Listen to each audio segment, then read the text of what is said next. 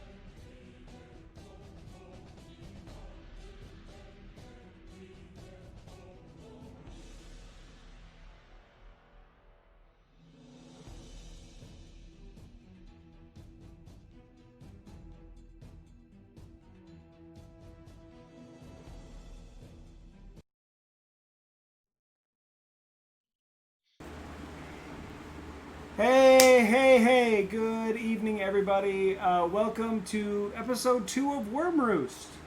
This is going to be the ongoing Wormwood Gaming community game where we have community members from the Wormwood Twitch channel, the YouTube series Worm Life, their Twitter followers, their Instagram followers, people that love playing D&D. We're all part of the community together. We're going to come together, play a fun game together, and see if we can have some fun. Dova Donut, hey, thanks so much for joining us tonight. I appreciate it. Great to see you there. So we're continuing the story from the last game, but we've got four brand new players, 3 of them right now. Hopefully our 4th player will be joining us a little bit later on. She had a family emergency come up and she was taking care of that. So hopefully she'll be with us shortly, and we'll have her jump in as soon as she can. In the meantime, let's have our players for this week introduce themselves. Playing as Balvel. Travis / Mercer on the chat. This is my first D&D, so let's see how it goes. It's going to be great. Yeah, it'll be great. It should be a fun time. All right. I'm going to skip the person playing Queg for just a moment. We're going to go down to the bottom. I'm playing Luxon this evening. Hello, I am Liz, Librarian Liz, everywhere on the internet. And this is not my first time playing D&D, but this is my first time streaming a game. Not my first time streaming either, because I do stream on my own Twitch. All right, and joining us from Wormwood Gaming, the company, playing Queg, we have... I'm John Savage. More people know me as Savage. Definitely not my first D&D game, but this is the first time I am live on the internet. We are so Savage. We're so glad to have you here with us today. Thanks Thank so you. much for joining us. We really appreciate it. I had the opportunity to play in a game with Savage at PAX Unplugged last year. Oh, don't we all remember conventions? Don't make me sad, Randall. I'm sorry. Such a good game. We had a lot of fun. We had a lot of fun at PAX Unplugged, and John, it was great. It was amazing to be able to play with you. So we had a blast. I'm so glad I had the opportunity to hook up and do that. It was a ton of fun. Definitely. So everybody, we're still fighting with technical issues on my end with making this actually look like a decent stream. But hey, you know what? We're getting there, one step at a time. Eventually, it'll look really good. Yeah, if you expect your first game to be perfect, it won't be. First game was not perfect, but we still had fun. Second game, we're off to the same problems. But hey, we tried something new, it just didn't work. So now we're going to try something new again the next time. And we'll hopefully make that work, maybe. But yeah, so we're going to get started with the game today. The last episode, we saw the introduction of the world that WYRMROOST takes place in. So the Holy Kingdom of Caldorn is where we are seated. Last time, the Fort WYRMROOST on the southern edge of Caldorn came under attack. Wave after wave of enemies broke against the walls, brought the front gates crashing down thanks to the help of two conjured earth elementals. But after losing some of the help that the players had on the wall, thankfully no one was lost for good. They were able to bring them back, but they repelled the invasion. They signaled the warning fires on the top of the fort to let the surrounding forts and towns know attack was imminent. Unfortunately, what they didn't realize was that the beacons atop the other forts had also been lit. It seems it has been a coordinated strike against the walls surrounding the Kingdom of Kaldorn. This evening, we pick up. I'm going to try and do a little bit of a gag thing. So, this was. Oh, booger. Alright. So, this was WYRMROOST.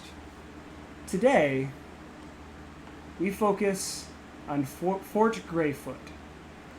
Far to the north, nestled just to the west of the Greys, the tall peaks that form an almost natural barrier for the kingdom, with steep, icy cliffs, really making passage through from the north directly into the kingdom almost impossible. At the foot of the mountains are lush green forests that spread for miles and miles and miles. As we start, the fort burns. In the shadow of the mountain range known as the Greys, the assault came in the middle of the night with no warning whatsoever. Hordes of beasts and men attacked the wall, cracking its stone foundations and bringing its lofty towers low.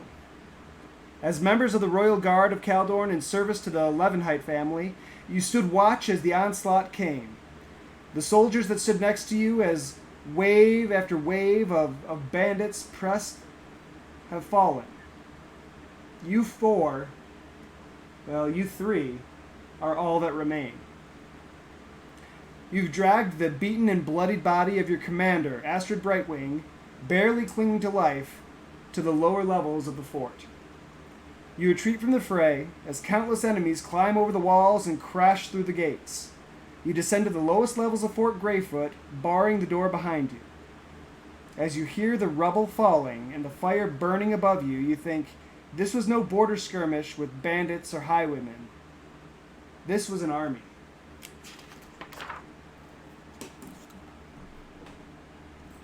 And we're going to come to...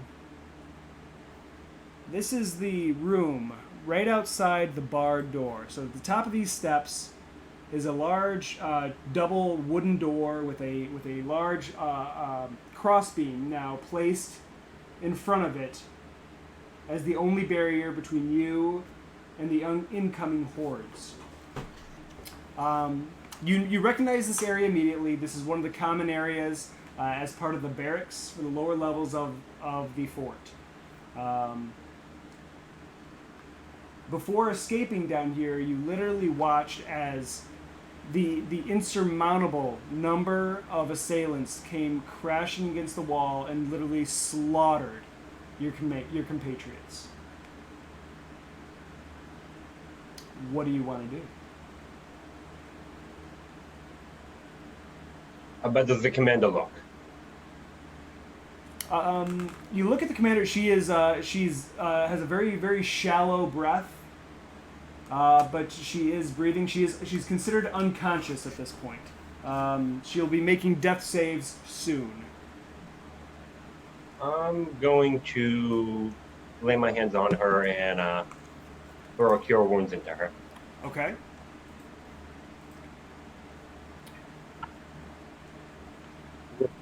For 10. 10? Okay. She comes to. Now Astrid is a high elf, long blonde hair that's pulled back and tied into an ornate system of braids that run from the top of her skull all the way down to almost halfway down her back, looping in and out of each other. Very, very intricate, very delicate series of braids. She's wearing a set of half plate armor. And by her side, you'll see she has her shield that has been pummeled and almost cloven, and hanging at her hip, like still grasped in her hand, is her mace. Dangling from her neck, you'll still see the sigil that she always carries with her. She is a cleric, and she has fought valiantly to try and protect the fort. When it became to the point where it seemed like all was lost, that was the moment when Astrid looked to the three of you and said, "We have to flee. We have to flee now." And then as you were attempting to get out, she took one more blow that just sent her under, and you grabbed her and pulled her with you into the undercroft. She comes to, and she's a bit hazy, a bit woozy. She comes to her feet, leaning on Queg.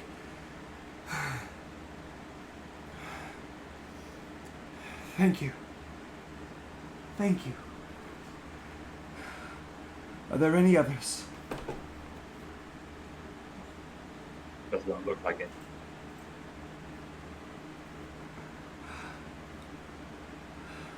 She scrambles for a second, looks back behind her, and looks at the door and sees that it's already barred. And a brief moment of pause and relief comes. Says, "Okay, we have a few moments."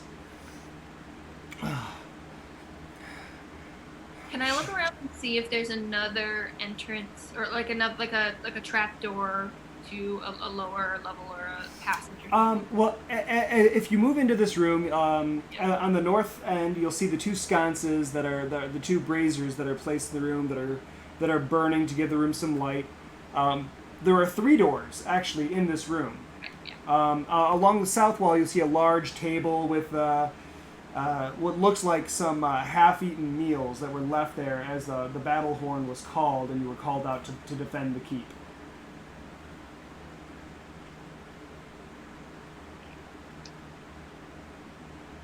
I'll help the commander to a chair. Okay.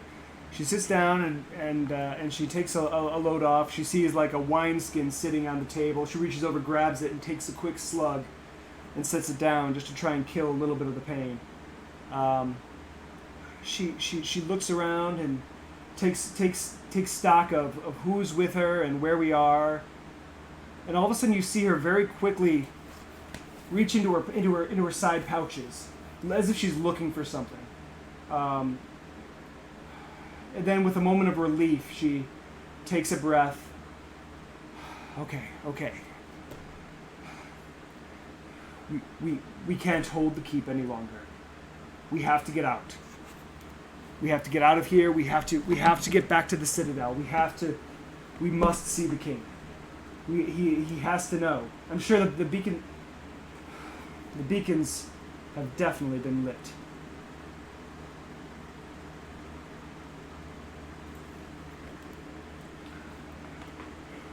Unless you know another way out, I think we're going to have a hard time doing that. There's a passage in the lowest level that leads to the town on the inside of the. It's a secret passage that leads to the town on the inside of the wall. We can take that to the town, then cut through the trees. It'll take forever to get to the Citadel, but it's our only hope. Or maybe we can get some horses at the town if it's not already overrun. How much further down is the lowest level? We cut through the barracks here, and then there's a passage below. We just have to get there, and then we should be fine. So, I'm a changeling. That only works for my physical appearance, right? That doesn't work for my armor, so I wouldn't be able to change into the uniform Of the of the attackers. opposing. But I would be able to get that glow and kind of look at least like I was maybe at first glance. You'd be able to pull off the appearance of one of the tribes, and you've noticed. Well, actually, make an intelligence check for me.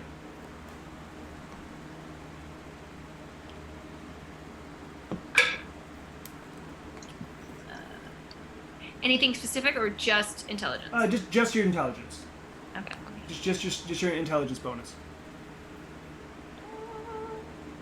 D&D Beyond decided to reset. Like it always does. 16. 16? Okay. You noticed when you were out battling that the people that were attacking, the humanoids that were attacking the wall, were all different races. They didn't have any specific general appearance. They all did have a very similar coloration to their uniforms. Their uniforms all had some form of a black note to them, almost like it was like a charred or a burned color onto it. Okay. Okay. So you could take on the appearance of just about anybody. Yeah. But your armor currently is that of the Royal Legion. You know, you're wearing the almost Robin Eggs blue cloak that is that accompanies all members of the military. You all have the sigil of the kingdom kind of pinned, helping pin it together. It's almost like a badge of office for you. So if anywhere you go, people know, oh, this is someone. This is one of our protectors. This is one of the King's Guard. You know, we need to address them appropriately. Other than that, your armor and such is the King's Guard. They will provide you with whatever you want, as far as the type of armor that you're comfortable using. But it's still very personalized to fit, you know, who you are.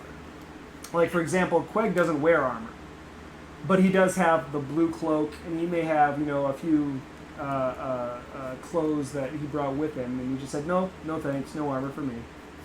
So Spooky Boy Loxon probably has pretty goth armor. You actually might, your armor might fit in quite well. So what Loxon's gonna do is gonna take off the insignia, take off the cloak, Okay. hand it to whoever. We'll take it. Okay. Yeah. Balville takes it. Why don't take this. I'm going to. I was just gonna say real quick. Why don't you guys actually give us a real quick description of your characters if you could? So, Luxon, since we're working with you right now, go ahead. Yeah. So Loxon looks nothing like me. He first of all, he/him pronouns, because Loxon is a man. He's about 6'5", very very gangly, like probably 165 pounds, like just a skeleton. Okay. Bald head, pale skin, pale gray skin with dark eyes. He is a changeling, and definitely that goth aesthetic, with very dark clothing, very quiet, kind of keeps separate, except for in situations like this where it calls for it. Okay. Yeah. Okay. Queg. Quake stands probably about 5'10", stocky, pretty strong.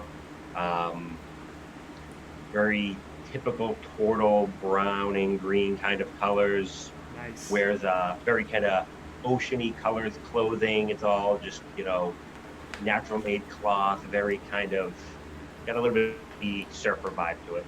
Okay. Okay. And Balville? Balville is a 6'3" gold dragonborn. So he's pretty intimidating, very strong. Is good with the people that he's with, but can be a lot for someone who's on his bad side to deal with. Okay. All right. And then again, Astrid is high elf, blonde hair. She stands probably about 5'10", 5'11". She is sturdy for an elf. To be able to wear that kind of armor and to swing the mace that she has, she's quite she's built. She's a tough girl. She's for those that are watching, she's an Abby, absolutely. Like she can handle her shit. So We support Abby's. what's that? We support Abby's. We absolutely support Abby's. Oh yeah. There is nothing wrong with Abby's. Okay. So Luxon, you'd be able to very easily. I mean, with the armor that you have and the aesthetic that you carry, you could probably blend in pretty well with some of the intruders. That is literally all he ever wants to do. So you're going to see Luxon. So he has to change to like about the same size. So he's just going to be not quite as skeletal, not quite as tall, but I think elven, Okay. nondescript, doesn't look like anything versus his kind of unusual regular look that you Okay. guys are used to.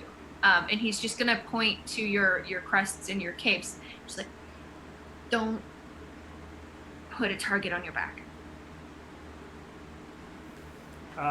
Astrid looks at you, sees that you've taken the cape off. Are you making the transformation now? Yeah. Okay. She sees you change and your new appearance and how your new appearance is maybe a little grungier than you would normally be or anything like that, and she kind of like stops for a minute and then she's like, Good thinking. We can use you on point, going through just in case. They shouldn't be down here, but you never know. All of a sudden, you hear this loud bang against the door at the top of the stairs. She stops and turns around and looks, and the beam is holding steady for now. Like then another boom, and you see the door just kind of rock just a little bit. She stops and she thinks and she says, all right, I have the keys so we can get through. That's not a problem. Oh no. They could be here.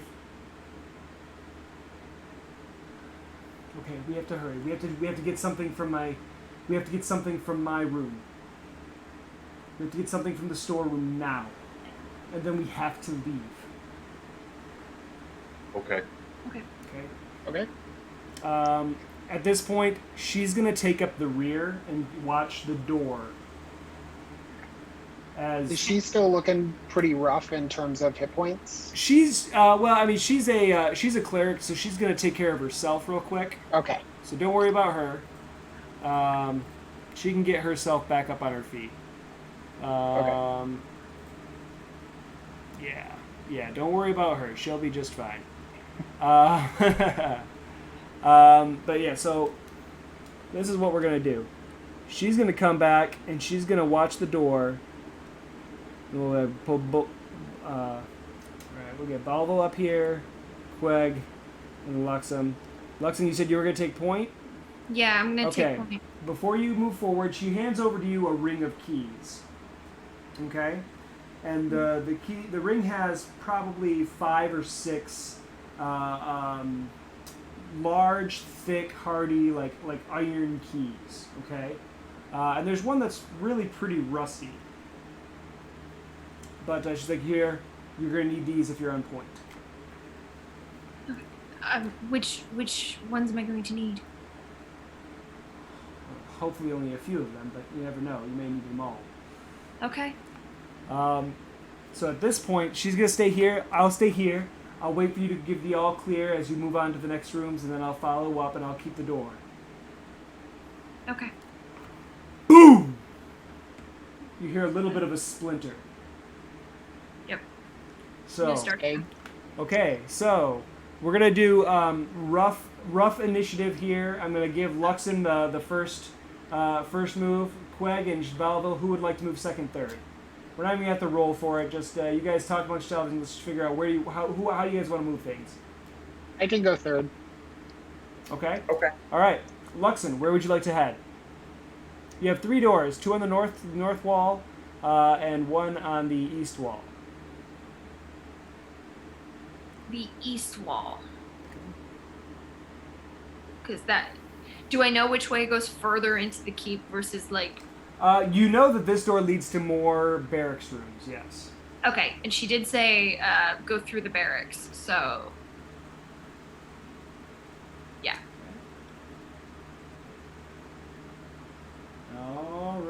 So you will have Queg and Bola. Are you following her directly? Yep. Yeah. All right.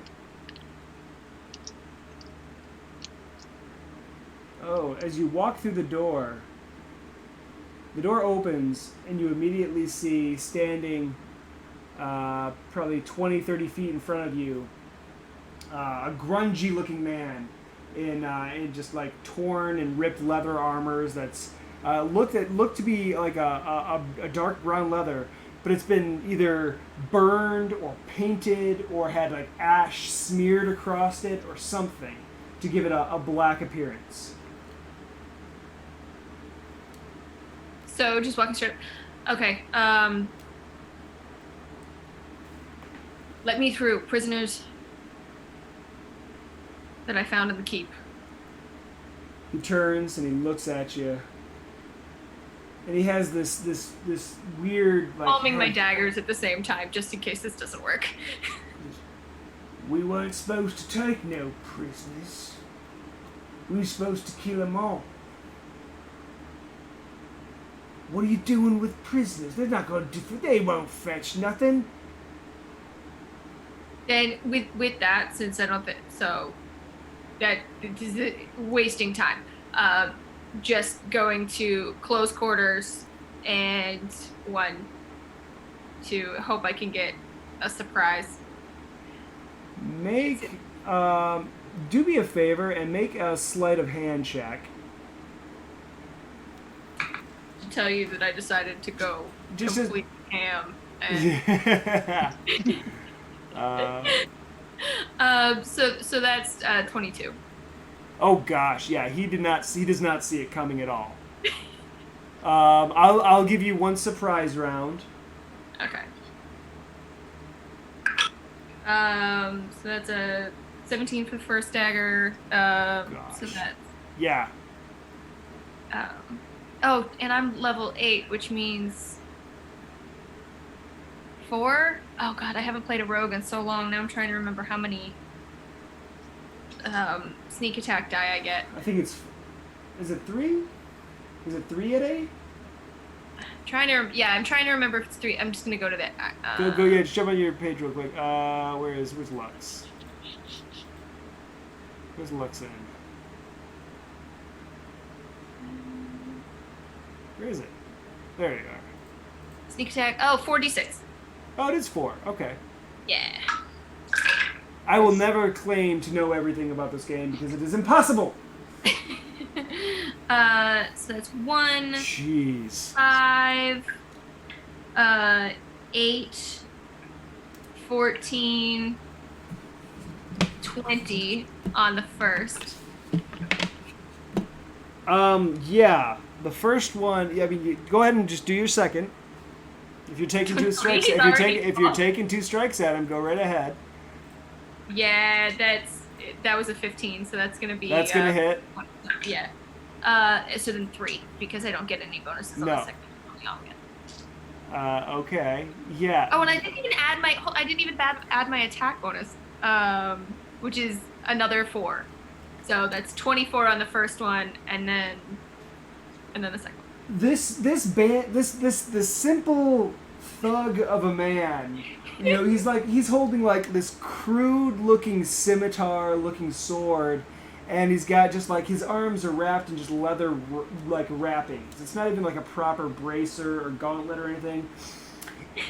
He comes up and drool spilling out of his mouth. You know what? This is just bullshit. You're not supposed to. And it's just like. And as quickly as you move, you just eviscerate his innards, and he looks down, and everything just spills forward, and he just drops to the ground. Liz feels a little bad. Lux is used to Only a little. only a little. I do really like playing rogues. Unfortunately, what you didn't see was the bandit at the south end of the room, who, after he sees you eviscerate his comrade, looses an arrow at you because turnabout is fair play. Here comes a crossbow bolt for 6, 9, 13, 14, 15 points of damage. Oh, he hit my armor class? Yeah. Oh, okay. Then you see him run over and pound. Where did my pen go? There it is. Pound on the door. Come on, we're in here! They're in here! Now we're going to actually roll initiative. Oops. 12? Wait. Yeah, 12. Stealthy way didn't work. All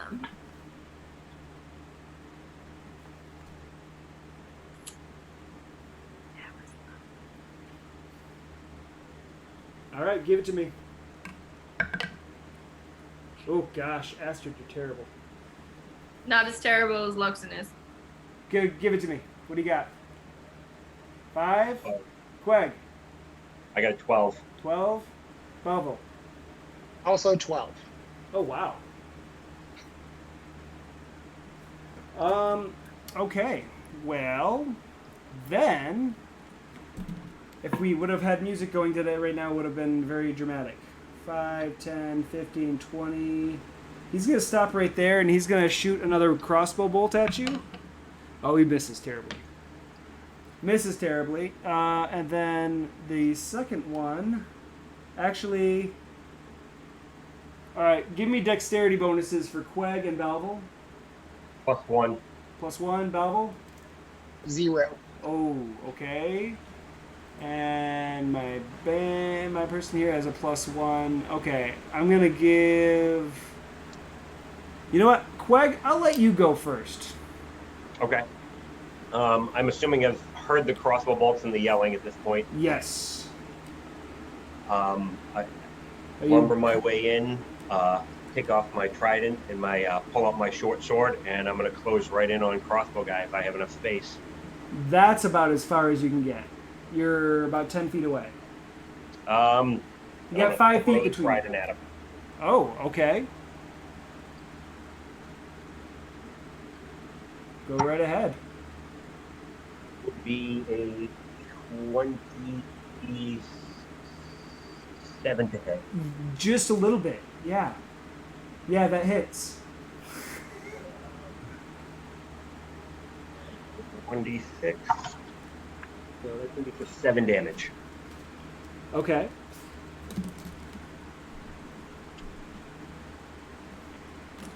All right. This next one comes out. 20, 25. He's going to come right over here to this guy.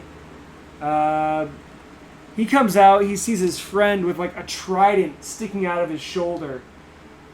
His eyes go wide. He looks up and he sees this stocky turtle, like sitting there, just having just chucked it, and he's like grimacing at him. Lifts it up and fires. I'm gonna guess a 3 is gonna miss the turtle. Yep. Just a bit. Just a bit. Okay, that's his turn. Next is Balvel. Okay, I want to move so I'm 10 feet away from that front guy. If there's a place to do that. 20, 25. He's kind of in the way for that. You can get within 5 feet there. That'll work. That's fine. So I'm going to move there, and then with my halberd, Oh, gosh. try and smash him. Look at a polearm guy. Oh, man. Just so the chat knows, I did not, check. I really didn't look over the character sheets much at all before we started today. So I didn't know that we had a polearm guy. If he had Sentinel, I'm going to be a little upset. Oh, I didn't Maybe? take Sentinel. Oh, my gosh. He's one of those. All right. Go ahead. I'm sorry. According to that, So, Nathan helped him with this. Who did? yes. Nathan, Oh, this, did he? it's a group effort. Of course it is. Everyone's working Yeah, against he helped me tune this up a little bit. I wanted the character, but he helped me tune it up. Fantastic. No, it's all good. All right. So what did you roll? So I rolled a 15 plus 8, so 23. Oh my gosh, yes. And then 1d10 plus 5. So 10. And then I'd also, I want to use Divine Smite as well. I'll tell you this right now, you don't need to. Okay, then I'm good. Divine Smite for later. Yeah, save the I device. just want to smash some guys. You come in. I'll let you have the next one. You come in and you come in and you barge past Queg and you see like between the two of you with the trident and the pole arm, you guys have a little bit of a rapport working together, keeping enemies at bay and working and fighting from a distance.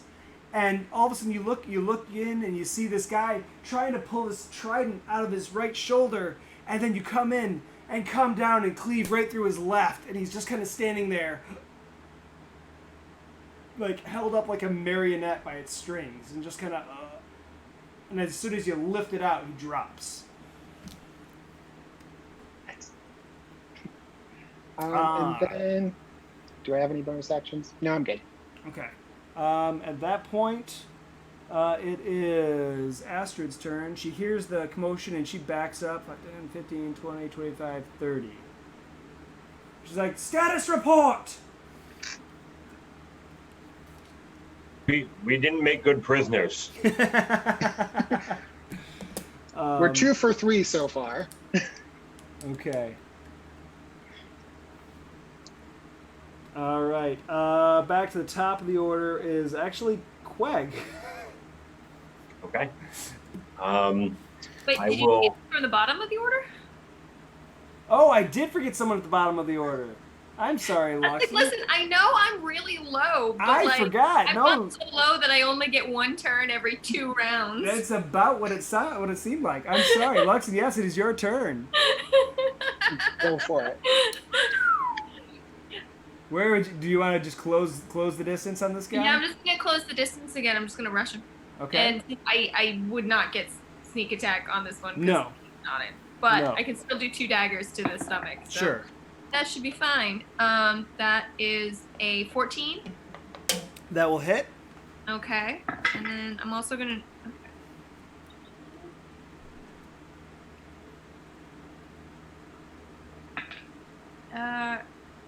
Okay, 8 max damage on the first one, Okay. and then He gives you a little bit of a sneer after that. Ugh. and then a 26. That was a 19. Yeah, that'll hit. By the And way, then everyone in the another chat. 4. Another 4? Okay. Yeah. Dang. Okay, so again, you just come in and just deftly with your daggers, just come in and just cut these guys to ribbons, and they just drop at you. It's like the leather armor is not even there. You find your way in between the little patches of leather and just eviscerate him. He's gone. He's gone. I haven't played with these dice since this dice set since the last time I played a rogue like a year ago. So I'm kind of amazed that they're really hot right now. So the chat knows also. I don't do Roll20 or anything like that on this game because I want to hear the click clacks in the wood trays. I insist on hearing it. That's why we're doing It's it. blinking in and out of existence. There you go. So I should say, as a worm mod, I am definitely representing because Oh, I yeah. didn't remember what I was drinking from. I put a sticker on my cup. Okay. So the clean up a few of my layers here. The combat has ended. I'm gonna move this around just for a second, guys, because I want to be able to see all of my. We don't need to see any of this stuff right now. I just want to see my layers. All right, cool. Combat has ended. Things seem quiet for the moment. Astrid comes back and just kind of keeps point in this doorway now, waiting to just kind of hear what happened. What is it? What happened? They are not taking prisoners, which means if I am questioned, I have no choice. Unfortunately, when I closed quarters with the soldier, he called for reinforcements. They are all now dead. How did they get in the barracks? That I Sure, cannot. thank you. Can I go and just investigate the bodies to see if there's any clues that might say how they Sure. got in? Sure, absolutely. Go ahead, just give me an investigation check. Not to my skills page. A whole bunch. So that's 21. 21. Okay. Looking Looking at a over. couple things. What are you looking for? Specifically, if they probably wouldn't have orders, but they might have like a map, or they might have something that would clue me into how they got in. Okay. These guys, they're grunts. They're cannon fodder. You know, they're the ones that they're the meat shield that goes up front and try and just take as much distraction as they can and cause as much damage as they can. You notice they both have the same kind of ashy soot or something smeared across their armor. They're dirty in general. Their faces are just kind of grimy. They look like they've maybe been out in the wilderness for a while. Amongst their belongings, you'll find a few coppers. Nothing really of value. They've got, you know what? Let's let RN Jesus take the wheel here. Do they have anything useful? One of them does have a healing potion on him. So if you want to take that and hand that off to somebody, Absolutely. if you want to take that and pop it. Did anyone else get hit in the last one? No, just you. Nope. Okay, so I'm just gonna grab it and just knock it back. Okay. It's just a regular healing potion. It's just a regular one. 2d4 plus 2. 2d4 plus 2. 1, which is awesome. And 3. So 2. 6. 6. 6 hit points. Hey, you know what? Better than a sharp stick in the eye. There's no orders on them. You get the impression that these are grunts and they probably followed orders once they got here. They were given orders and they were told what to do once they got here. These are not men that will tell us very much. I think answers will be further inside. We wanted to ask them questions. Probably should have killed them. This is true. That's my fault. Astrid. And zero remorse whatsoever. Just like, that's my bad. Astrid looks at the three of you and says, before we go any deeper, it seems like they're in here already. Do you need anything? The storeroom is just back here. Do you need anything?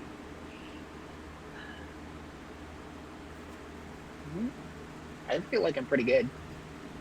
If there are any healing potions? Any things that can be lit on fire? Any... That would be good.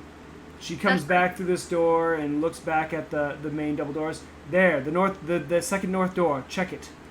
So you got the keys. We'll say you move in here and you click it open. I'll give you guys all the benefit of the doubt. And it's a small storeroom. There's crates and a few piecemeal pieces of armor. Nothing better than what you currently have. A few short swords, a few spears, things like that. You might be able to pick up a couple extra javelins if you use those. Things like that. But there's really, as far as armaments go, nothing really extravagant, nothing great. You do find 1 regular healing potion and 2 greater healing potions. Sweet. Well, let's grab the potions, but I think we can leave everything else. Yeah. Okay. Yep. And since those guys didn't have anything that really except for the dirt, which I'll just reach down and rub in again just a little bit. Okay. You look the black. It looks almost like ash that's been spread on them. So I mean, there are braziers around. You might be able to grab some ash and rub that on yourself to give just yourself a little get some more. on my face. But yeah, it's just pretty standard. Okay, now what do you want to do?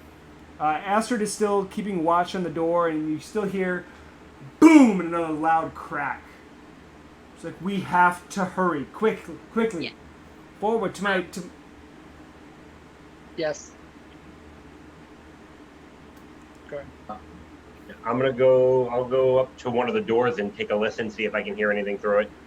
Which one? Yeah, and I'll go to another room. That one works. Which one? That one. Okay. Make a perception check.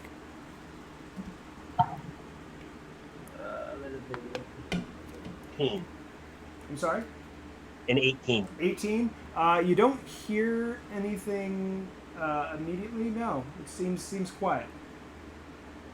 I think this one's safe. Okay, I'm gonna go down and do the same thing at the bottom door. The one. Well, yeah, that works. I was thinking. Which one? Oh, this one? The Or bottom this one? door, but yeah, there you go. Okay. Sorry. Make a perception check there. Well, I can hear the door, and that's it, because I got, even with my +5, a 7. Yeah, it's all quiet. You don't hear anything. Same here. It's quiet. Okay. Who wants to move first? Who wants to do what first? If somebody wants to unlock one of the doors, I can go through first. Queg, when you reach for your door handle, your door is locked. Okay. I don't have any keys. I'll go Oh, up to the door that needs to be opened, and Okay. You go I'll up. step out of the way so that Boville can get a good line of sight with his halberd. Sure. Ooh, I don't know if it needs to be said, but I picked up my trident. You open the door, and standing there waiting is a bandit with a large, heavy crossbow. And as soon as it opens, he fires. He was very, very stealthy. I'm sorry. No. The 18 was good. The 23 stealth was better. Oh yeah. So I'll make a roll real quick. What is your AC? Quag? 18. 18. 18. He's point blank range, maybe just a little too close. He fires and it just comes up and it ricochets off a chunk of your shell and goes flying up into the ceiling and just kind of goes off. And then all of a sudden he's like,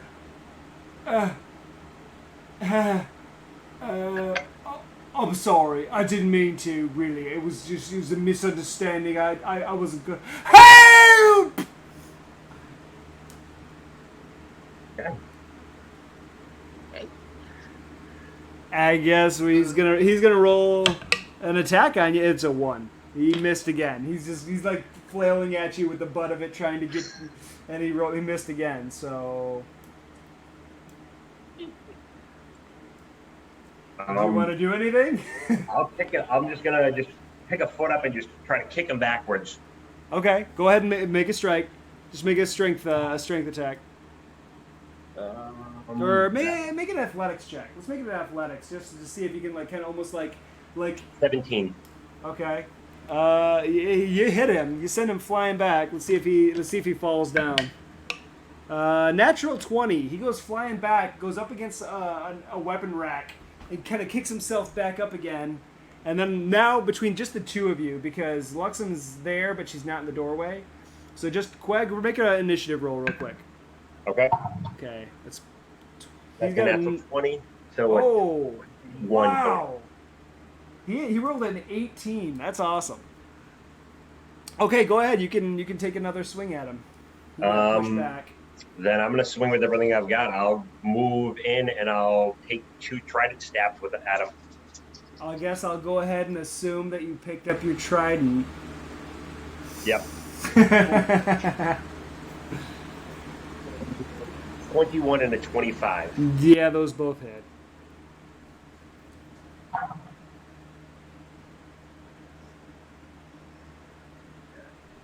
This guy's gonna be blown out. Will be a 9 for damage. Total? Is that total for both strikes? Yeah, 19 total. 19 damage total. Yeah. Oh gosh. Yeah. Yeah, you just kind of go low and then you come back high and he's just kind of impaled on it. And as you pull it out, he just slumps to the ground. These guys, they're not necessarily the hardiest of ones. They're really just the ones that kind of sneak in and cause some trouble.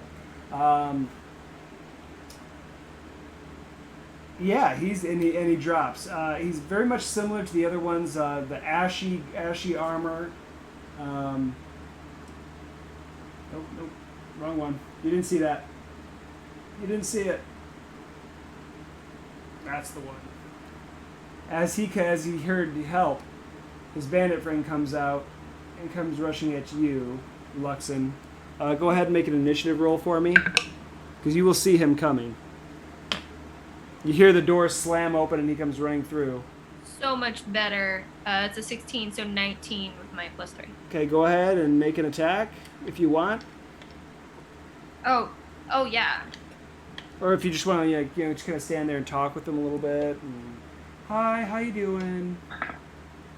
Yeah, how's things? I hear you got sent up to stab. No. So that's a 14. Okay. 14 hits. Okay. And I don't get sneak attack, or No. do I? No, because he No, is 'cause it's not- nope. he is painfully aware of your presence. So that's a 6 total. Okay. And then I have a second attack, which is gonna miss. Okay. He brings out his scimitar and takes a swing at you.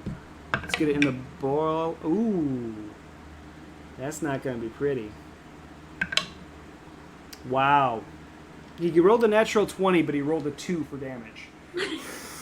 So 4. 5, because it's +1. 5. So You got a +1. So 5 damage to you. He just takes a swipe at you. At this point, I'll allow Queg and Balvel to step in. You guys want to roll some initiative just to see where you stand? Sure. 6. Okay.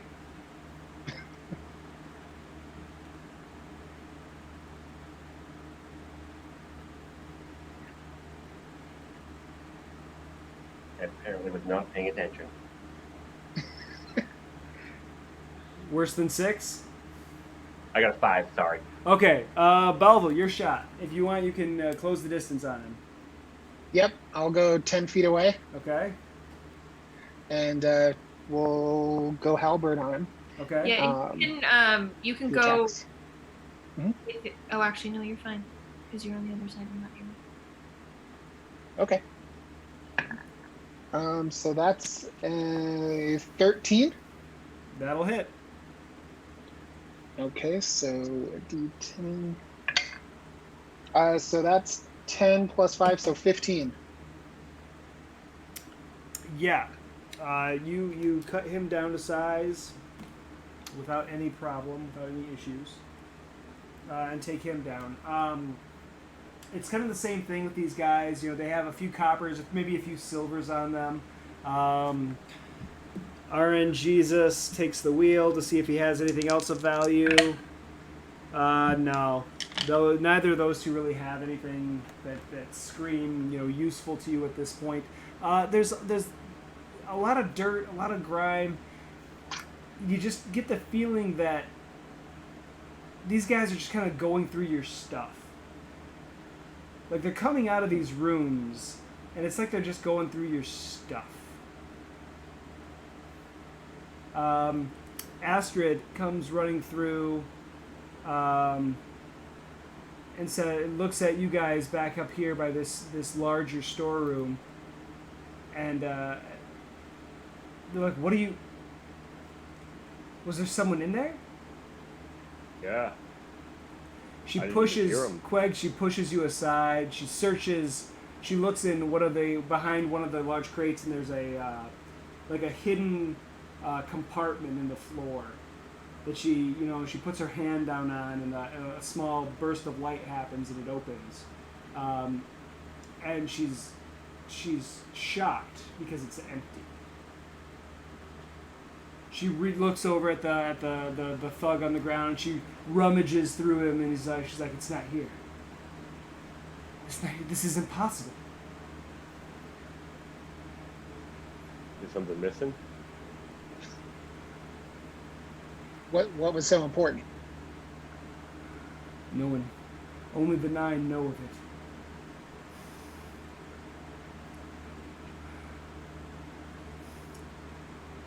There was a jewel hidden here. We have to find it. We have to get it back. Now. It's of the utmost importance. We have to find it. We have to get it back. We have to get it to King Levenheit. What does it look like? It's just a simple, a crystalline crystal. It's maybe the size of a small mango. I mean, it's a long. The way she's describing it, it's a long, maybe 4 inches long, but it's a jewel made of. It's a crystal, is what she's describing.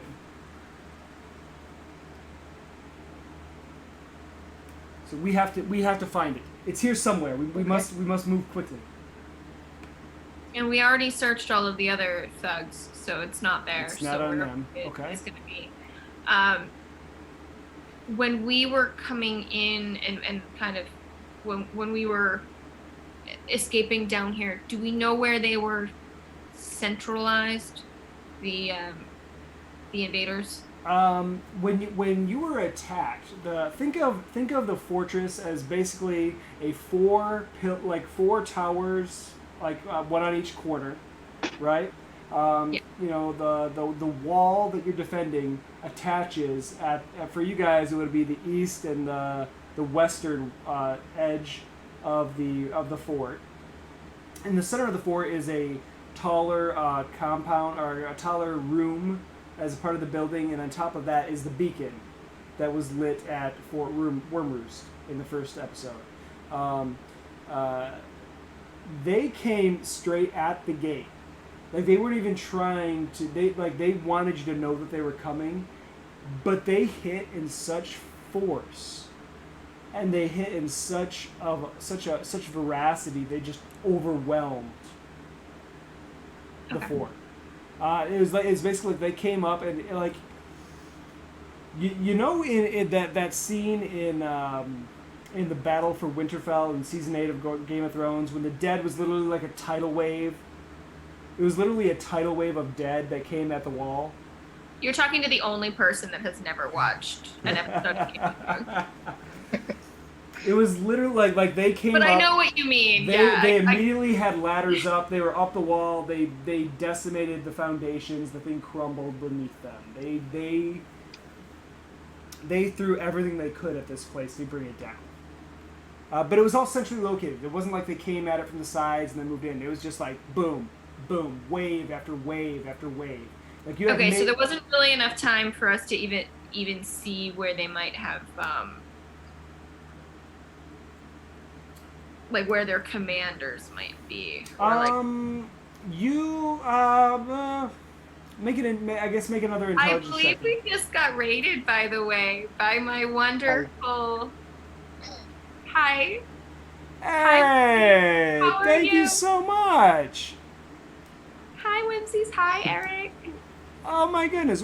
Hey, everyone, thanks so much for coming and hanging out. We're doing the WYRMROOST. This is the Wormwood Community Game. D&D game. Yeah, we're hanging out. Thanks so much for joining us. We're in the middle of trying to figure out what the hell's going on. So sit back, enjoy what's going on. We appreciate you guys being here. Thanks so much. All right, Luxon. Yeah, you would have remembered from the battle that there were a few commanders, I guess, that were mingled in, that were just heavy hitters that came in. You did notice that they had mages in their core that were throwing small pebbles and gems at the walls, and when they hit, they erupted into earth elementals and fire elementals that just sent the place burning. Like, that's Fort Greyfoot. Okay. Greyfoot is aflame above you right now. Okay. Okay? Mm-hmm. So,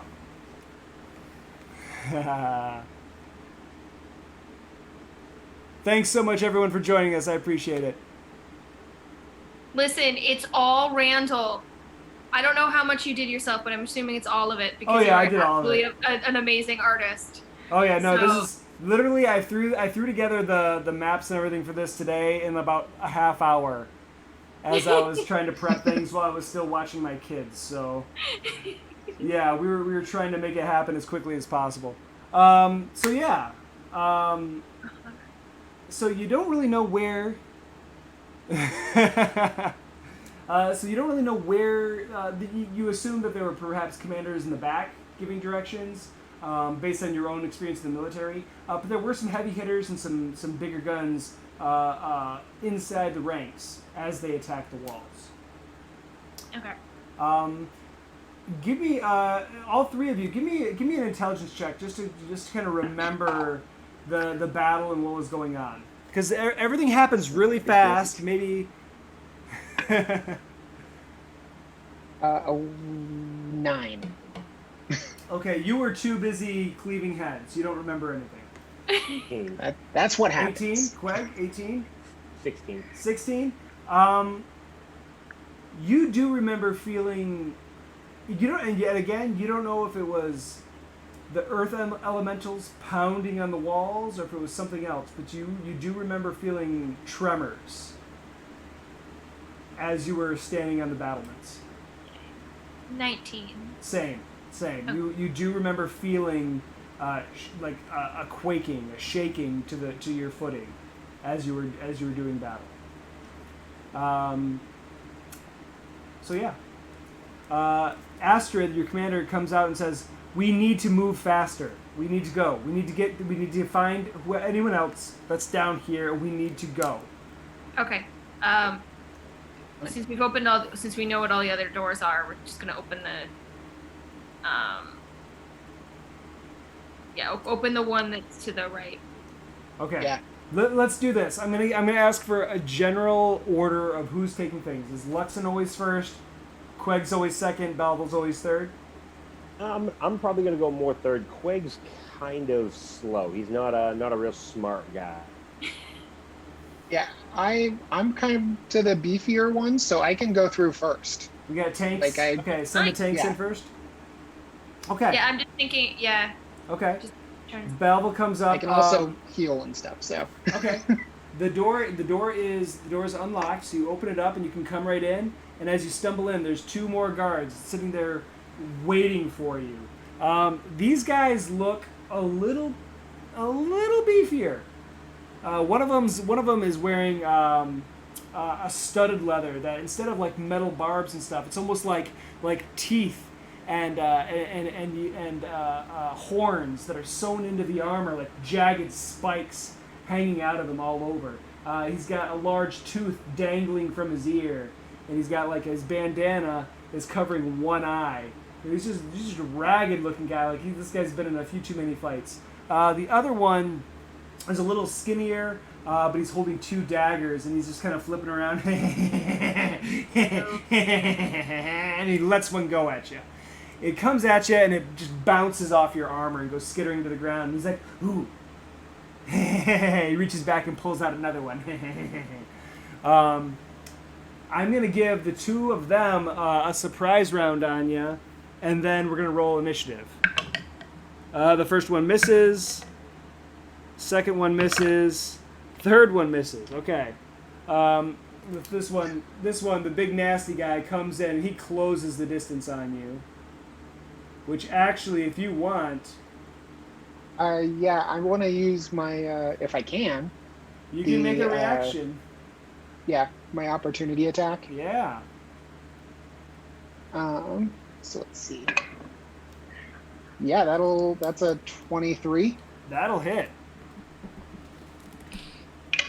And 14 Jeez. for the damage.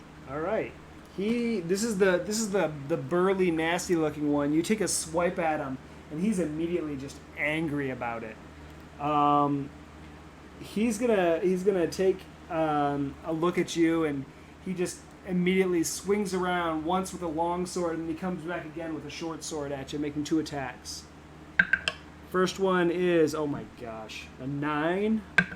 Second is, with the short sword, is a 17. I'm a 17. Does 17 hit? Yeah. 17 hits? Okay, so 17 hits for 6 points of damage. Okay. Yeah, to those in the chat, yes, I'm using Photoshop. I don't want to use Roll20 because we're a Wormwood community gaming, a Wormwood gaming community, and I want to hear the click clacks. I want to hear the dice rolling in the towers and in the trays. So we're not using Roll20, so I rigged everything up in Photoshop to use for us. Allie is here. What's that? Allie is here. Allie is here? Yeah. Okay. I don't know if we want to pause for a second or if we want to continue this and then have her come in. I tell you what. Let me do something real quick. I'm going to entertain chat. All right. Where is it? All right, hold on. I gotta go in participants. Where is she? She's not here. She's in Discord. Okay, tell her she needs to click on the thing so I can admit her. Okay.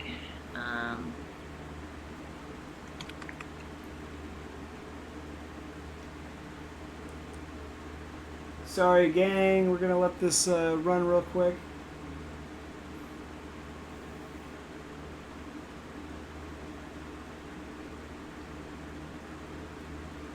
There she goes.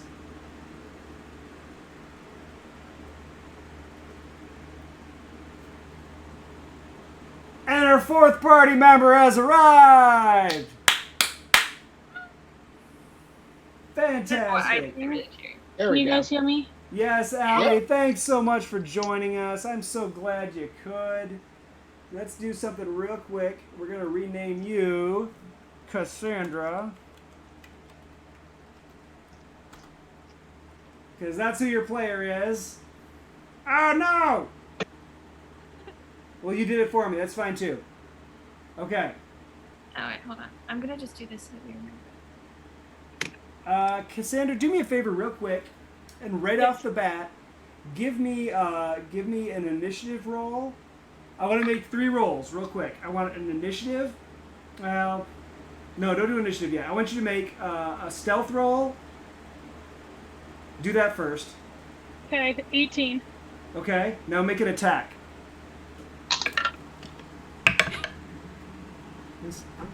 19 to hit. Okay. Folks, all of a sudden, charging in and leaping over Balvel is Cassandra. She runs past you guys, jumps into the fray, sees Balvel fighting off this giant husky man of a bandit, and she jumps in, leaps through, and just makes an attack at him. Go ahead and roll your damage.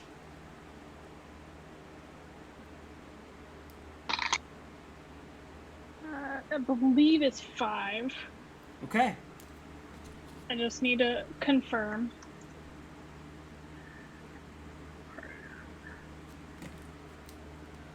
Characters. And then I'm going to have everybody roll initiative. And oh, by the way, yeah, it was 5 points of damage, and Okay. she used Radiant Sunbolt, so like she literally smacked the guy with like just glowing hands. Nice. No, it's no wonder that she was so stealthy, because our monk has nimbly crept through. Somehow, she looks back at her comrades and her commander and says, the door's open, and rushes through and smacks the bandit across the jaw. So, everybody roll initiative for me real quick. Much better this time. Okay. 17. Also 17. Ooh. 11. Cass has a 19. Holy smokes. And Astrid. Oh god, Astrid's just terrible. And that goes. Okay. So, Now we're gonna start the top of the order. Cassandra, you were up on top of the fort as it was coming down around you, fighting your way, trying to get back to your comrades. Your commander, Astrid, had told you to retreat into the lower levels to try and get away, to retreat and to warn the king that the wall is falling, that you guys have, that the Fort Greyfoot has been attacked, and that we need to warn him that the perimeter has been breached. That's what your commander had told you. Unfortunately, somewhere along the lines, you had stayed and were fighting off bad guys to try and give your comrades an opportunity to get away. You were separated from them. They barred the door. When the intruders finally broke through the barricade, you were able to slip in ahead of them, fighting off a few, stopping 3 or 4 of these intruders on your way, and deadbolt sprinted, step of the wind, moved your ass as fast as possible to find your comrades, and you found them here currently engaged with 2 more bad guys. What else do you want to say as you lead our initiative in combat? You could have waited up for me, god damn! You have the first move. I let you kind of jump in and smack the first guy as a little bit of flair to get things moving. So she'll take another jab at him. Okay. An uppercut, just a regular uppercut this time. Okay. With 18 to hit. No, 16 to hit. 16 to hit. 16 just hits. Yeah. Okay. That's going to be 5 points of damage. Okay. And then you'll see her other fist start to glow again. And that's going to be the Radiant Sunbolt again. And that's only an 8 to hit. Yeah, that misses. He sees the first. He doesn't see the first hit coming. He notices. He kind of like senses where the next one is coming and kind of dodges out of the way as you just kind of go right past him.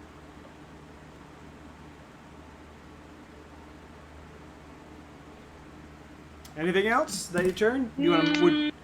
I will stay within 5 feet of him, Okay. but I'm gonna kind of pivot down south of him so that other people can enter the room. Yeah, Okay. right there. Okay. All right, I'll allow it. Okay. Next up, we have Belville and Luxon. I can go. You who get the goes 0. first? You have the 0 deck, so Luxon goes first. Okay. Yeah, I'm super Dixie. 5, 10, 15, 20, 25. That's actually as far as you can go because he's in the way. Sorry. Yeah. Here's the thing. Did I remember to actually get a ranged weapon? Sometimes I forget. Sometimes I'm just like, I don't need a ranged weapon, and then this happens. Josh just looks at you and be like, "Hey, you have darts. No. You throw darts." I do throw darts, and then like, hold on. Actually, I have a short bow. Actually, also. Do something. Let's go. Yep. So I am going to go, and I'm going to actually hit the one, because I know this, the ones that are in close quarters, they're all fine. We're going to take care of them. There's this gentleman that is a little bit further up. Okay. That, the one to the north, that Okay. Luxon is going to lower his crossbow, or his short bow, and just let off Okay. an arrow straight at him. Okay, go right ahead. And that is a 13. That hits. Sweet. Okay. And then the short bow is a d6. So that's a 7 damage. Okay. Right, Belville. I'm going to move up just 5 feet so that Queg can get in here in a Here? minute. Here. Also, Yep. I actually forgot to mention, can I use my last 5 feet of movement just to move to the, like, out of the door so that I'm not blocking the door? Sure. Yeah, Belville, just right here. yeah, that should work. Okay. I think 1, 2, 3. Yeah. And then let's see. And then if I get 2 attacks with my action, do they both have to be on the same target? I don't believe so. I Okay. say no. If both targets are within your range, I think you can take multiple Perfect. attacks. So I'll go for the guy to the south of me first. Okay. That's a nat 20. Jeez. And Click clack, click clack. So that'll be 4, 8 So- plus 5. Yeah, Because I've got the damage modifier that goes after. Yeah, correct. Okay, so 13. 13. Okay. And he's still up, standing. He's still standing tall. He's just kind of like he's got his arms up right now, like his sword and his long sword and his short sword, one in each Okay. hand, and he's just kind of like waiting for his opportunity to strike back at you. Can I use Divine Smite on him then? Because he's a Sure. little too smug. Sure. That's another 4. Okay. All right. And then I still get, and then I've got another attack, so I'll use that against him as well. Oh, okay. Go ahead. And that's a 26. Yeah, that'll hit. And that's Wait, okay, here's the 4. thing. Okay, hold on, Yeah. hold up. When players Yeah. say, "Oh, does 26 hit?" Do you guys think you're going up against these are thugs? This isn't like a mature dragon. I wasn't so much A asking 26 that, so much as hits, just yeah! telling you that it was 26. I didn't ask if it hit. I just told you what Holy it was. smokes! It's modesty. Listen, like, you're The not modesty. going to at some point ask us if a 26 hits us. I'm gonna assume that nobody here has an AC over 20. Like up to like 18, 19, I will ask. Over 20, I'm like, yeah, I got you. Okay. Fair enough. So yes. So that's a 10. All right, that's a good smack. Okay. Next up is him. He is not happy that he has been accosted in such a way, so he's gonna take a couple swings at you. The first one is a 17. Yep. That's the long sword. With the short sword is a 21. So both hit. And that's going to be 13 points of damage to you. Okay. And he, seeing that axe, he's not going to go anywhere. He knows no matter where he goes, he's within reach of you. So he's not moving a dang minute. Up next is Queg. Okay. Which one's the bigger burly guy? The bottom one or the top one? Bottom one. All right. I'm gonna move right in behind Beauville and going to 2 stabs with the trident and follow up with an offhand with the short sword. Jeez.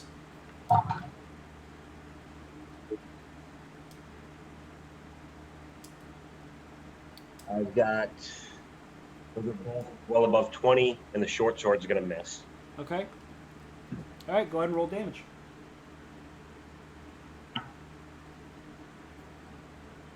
We've got 7, 12, another 19 damage total. 19 damage total? Yep. Okay.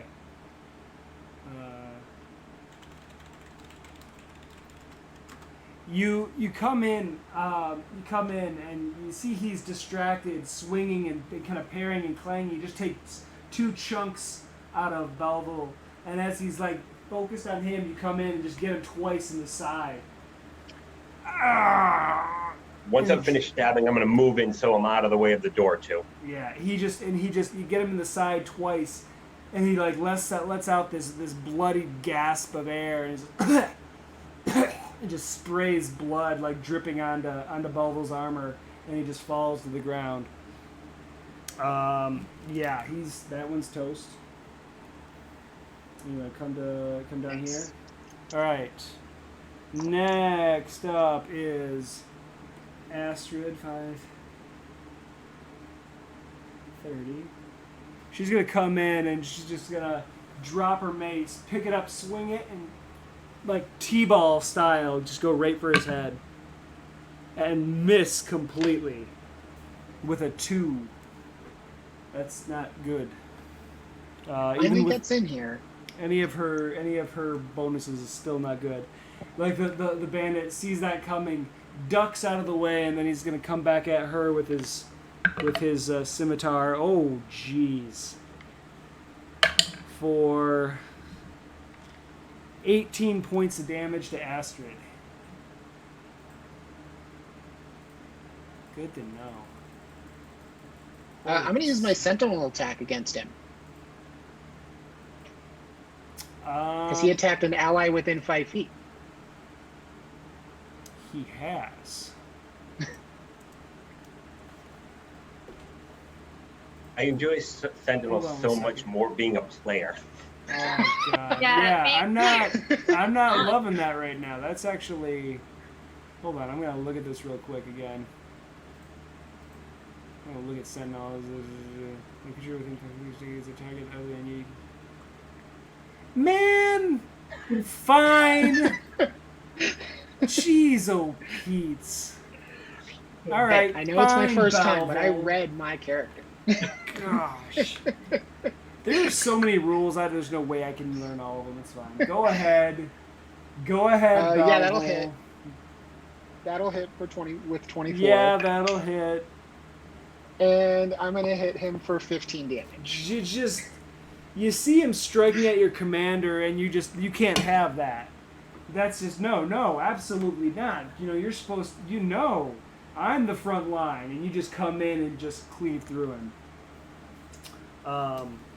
Okay, and one more goes down. The room goes quiet. You do hear the echoes of battle behind you. Astrid looks at Luxon through the doorway and says, go back and lock as many doors as you can. I mean, it won't stop them, but it'll slow them down. Okay? So, why don't you make, because there's 2 doors that they can get through to get to you guys. Make a dexterity check just to see how quickly you can get them locked up. Can I just use just straight dex, or can I use like acrobatics or something too?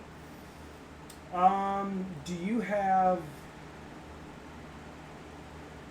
You know what I would say? I would say this would be an opportunity to use something like a thieves' tools for lockpicking and stuff, but in the opposite way, because you could break the locks. So both of those things I have expertise in. I would let you use your thieves tools. Yes. Okay. To try and stop the locks as much as possible. Whatever you got to do to stop the doors from opening. Yes. Yeah. To be fair, both of them are plus 10, and I rolled an 18, so 28. When I say I'm a min-maxer. Okay.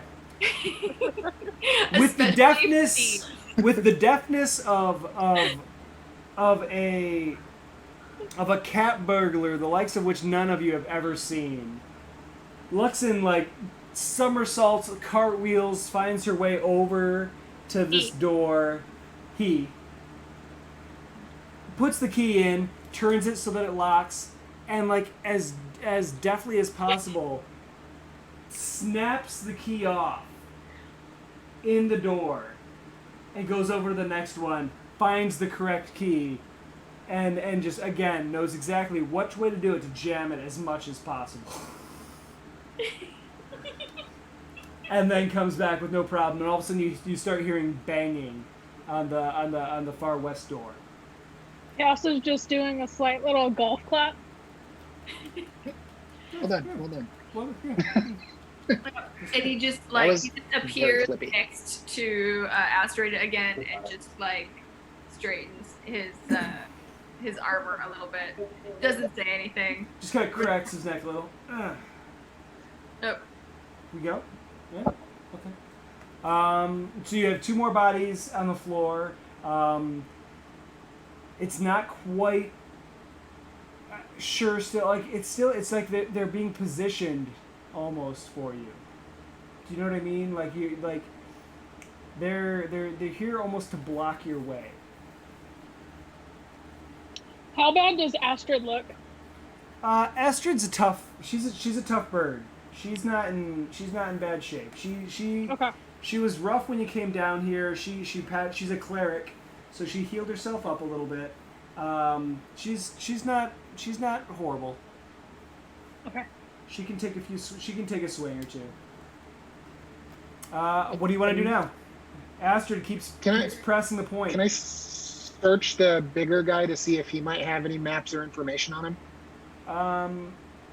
You come down and you look at him. Give me an investigation check. Oh no. Well, Balvel's doing that. That's on a the nat big 20. guy. I'll do the other one. Wow. I'll Okay. check the other one over. Sure, go ahead. You said investigation? Yeah. Yeah, that's a 14 plus 4, so an 18. 18. 18's pretty good. Not nearly as good as my comrade's natural 20, but Which is actually a 19 because I'm kind of slow. But but it's a natural it's 20. okay, buddy. It's The okay. way we get along so well, Ballville, I got a -1 too. So the smaller of the two is just like the other thugs and bandits that you've seen coming through here. He's got dirtied leathers, almost as if someone had rubbed like a black ash all over his armor. He's got a few coppers and a few coins on him. Nothing really of note. No papers, nothing like that. Oh wow. Okay. RN Jesus says that. Does anyone know what RN Jesus is, by the way? Uh-huh. Random word. Okay. RN Jesus, take the wheel. So RNG says this one does have a greater healing potion on him, so you can pick that up and snatch that and put that in your inventory. The little one? Cass, yeah, the little one did. And that's about it. He didn't really have anything else. You said greater? Yeah, he had a greater. Okay. The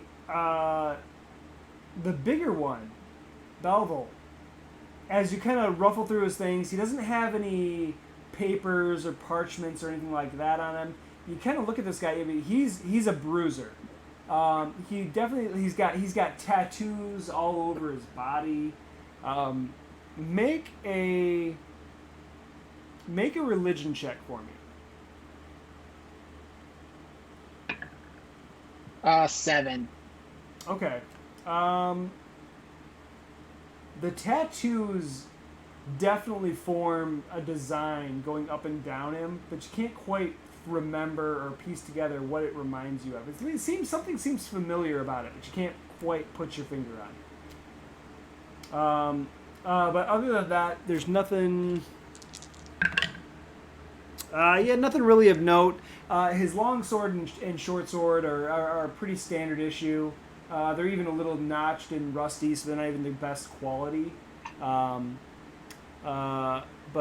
yeah, so he was a bruiser here to really just cause some damage. Fair enough. Um, Okay. So just south of me, 2 blocks, it looks like there's a door. Can I Yes. see that? Yep, there's a door there. Okay. I'm gonna take a nod over to my little spooky little boy friend that is hiding in the doorway and ask that they inspect for any traps. He's gonna check for traps and then open the door. All right. You can check for traps. No idea. I love how you're just like check for traps. Is that Sure. that's a perception normally? So 13. Yeah, you don't see anything. Doesn't seem like I anything. mean, these buddies were waiting for us, so Sure. you But never know. Out. I'll pick that up later. That's a 15. What was I rolling for the second one? I already forgot because my floor dice went so far away. You said you were checking for traps. I already did that. And That then was you said you were going to open the door. Okay. That's what you said. So. Yeah. So then I'm just gonna open the door, and if it requires picking a lock, Yeah, a very high you roll. realize you definitely did break off the key that would have locked or unlocked this door. Well, then I will have to pick that lock. You can absolutely go ahead and try and pick that lock. Pick that lock. Does a 25 pick that lock? Oh yeah, no, that's fine. Yeah. So you click you open the door. You just kind of get in there. And you very deftly, and it opens up easily. Like I said, no traps, nothing like that on it. Yeah, floor dice was a 2, by the way, but that still would have been a 12. But Floor it's dice. like it's so far over there I could barely see it was a 2. So Okay. All right.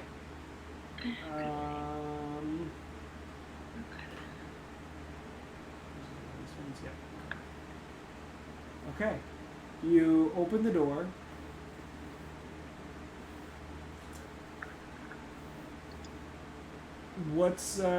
Who's going in? Who's doing what?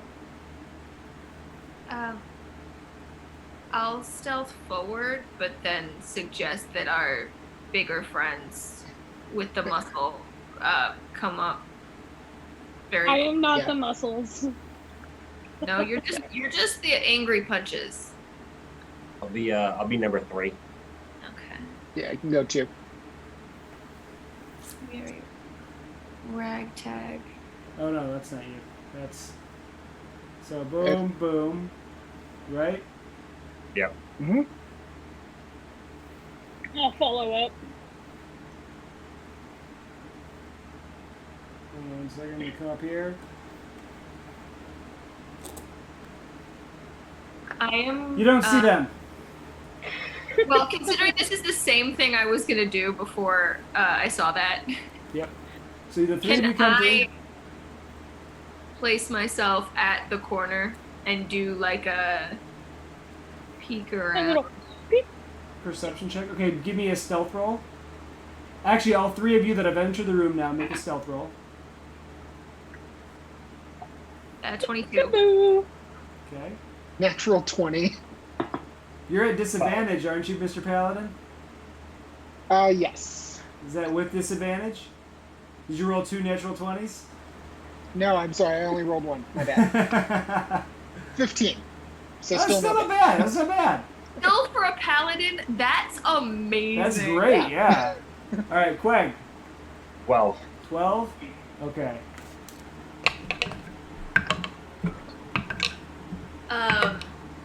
Oh, I am- wow. Dang. Okay. I am still in the form of a soldier of their group.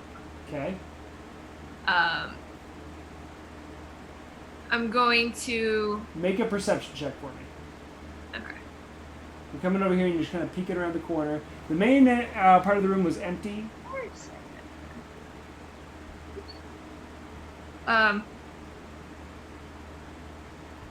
24. Okay. You look around. Where'd it go now? There it is. You look around and you see 3 individuals standing at the top. The 2 at the south end are larger, burlier guys. Again, the ashy armor smeared across, tattoos up and down their arms and on their body. The one behind them is cloaked a little more. It has a hood up over his head. He still has big, thick, corded muscles, but he doesn't have armor on. It's more of a flowy robe kind of a thing. Okay. They I have don't also seem to have noticed you yet. Okay. I actually just realized I completely forgot that I have the cloak of displacement. Okay. Well, going forward, you have to activate it, and then we'll have disadvantage. Yeah, so I'm going to activate it now. I don't think it had. I can't tell whether it has a time. I don't know if anybody is familiar with the cloak and knows that if it's like only for a minute or something. I don't believe so. I don't think so. I think it's okay. Then I just want to make sure that it is clear that I'm doing that. Chat says it's just active. Just active. Sweet. Yeah, it just says while you wear the cloak. It projects an illusion. Yeah. Sweet. Well, that I am standing in a place near my actual location. So feel free to, wherever that actually is, I have no idea. But I also am going to, in my guise, go up. Well, first turn and say, there's 3. Kind of whisper. Right. Well, yeah, you so guys have like the military tactics down, so you'd be able to do hand signals and show and do what. Yeah. So I think the two of them would pick it up without any problem. Yeah. Meanwhile, Astrid is still watching the door back here to make sure that no one comes in from behind. Yeah. And yeah, so he is going to go up, try and bluff through. It's not gonna work. It didn't work the first time. It's not gonna work this time. So where do you want to go? Just go around and be more nonchalant. So you'll actually see this like spooky boy turn into kind of, in a way that is actually spooky to all of you, kind of normal. Like go from being kind of just like awkward and always in the shadows to just like normal person. And go around on the shoulder, hand on weapon. He's got a rapier. Just say, there was a disturbance further down this path. Did you hear anything? I've been called down that way. Make a deception check. This one, I'm not playing to my strengths, but we're gonna try.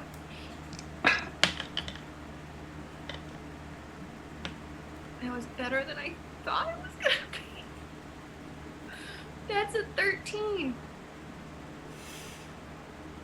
Okay. The two in front just kind of turn around and look at the hooded one in the back. He just, like, without even, like, changing his demeanor, just kind of lifts his hand up, flicks his hand like that, and you see this beam of red energy fling forward and ignite in this large blast behind you. Behind me, not hitting me. Not hitting you, but you still feel it. So I would like you and I would like Balvel to make a dexterity saving throw for me. Oh, is it an area of attack or is definitely an AoE. Okay, well first Oh, that's a 2. Oh no, I'm so That dice goes to dice jail. That dice don't go to dice jail. Yeah. It's retribution for all of those natural 20s. Yeah. At some point it has to balance. So that was just a dex saving throw. Dex save throw. I need to figure out what my actual dex is. +7. So from my position in the doorway, could I see where that red flash of light landed? You see and hear this giant cacophonous explosion. And you see Belville get knocked back 5 feet, and you're not even sure what happened to Luxon. And then it's just flame, and it just explodes out, and then sucks back in as soon as it's done. What was your roll, Luxon? 23. 23. Okay, you save. You take 10 points of fire damage. Belleville, you take 21. Is it fire? Yeah. So I think I get. Oh, you're resistant. I'm resistant to fire. So you take Yeah, 10 you're as well. cold, right? He's Dragonborn. Yeah, he takes so- 10 as well. Yeah. Nice. Okay. And I'm going to be very specific. That's why I asked if it was AoE. I was not going to avoid that, so I'm not going to avoid it even. Okay.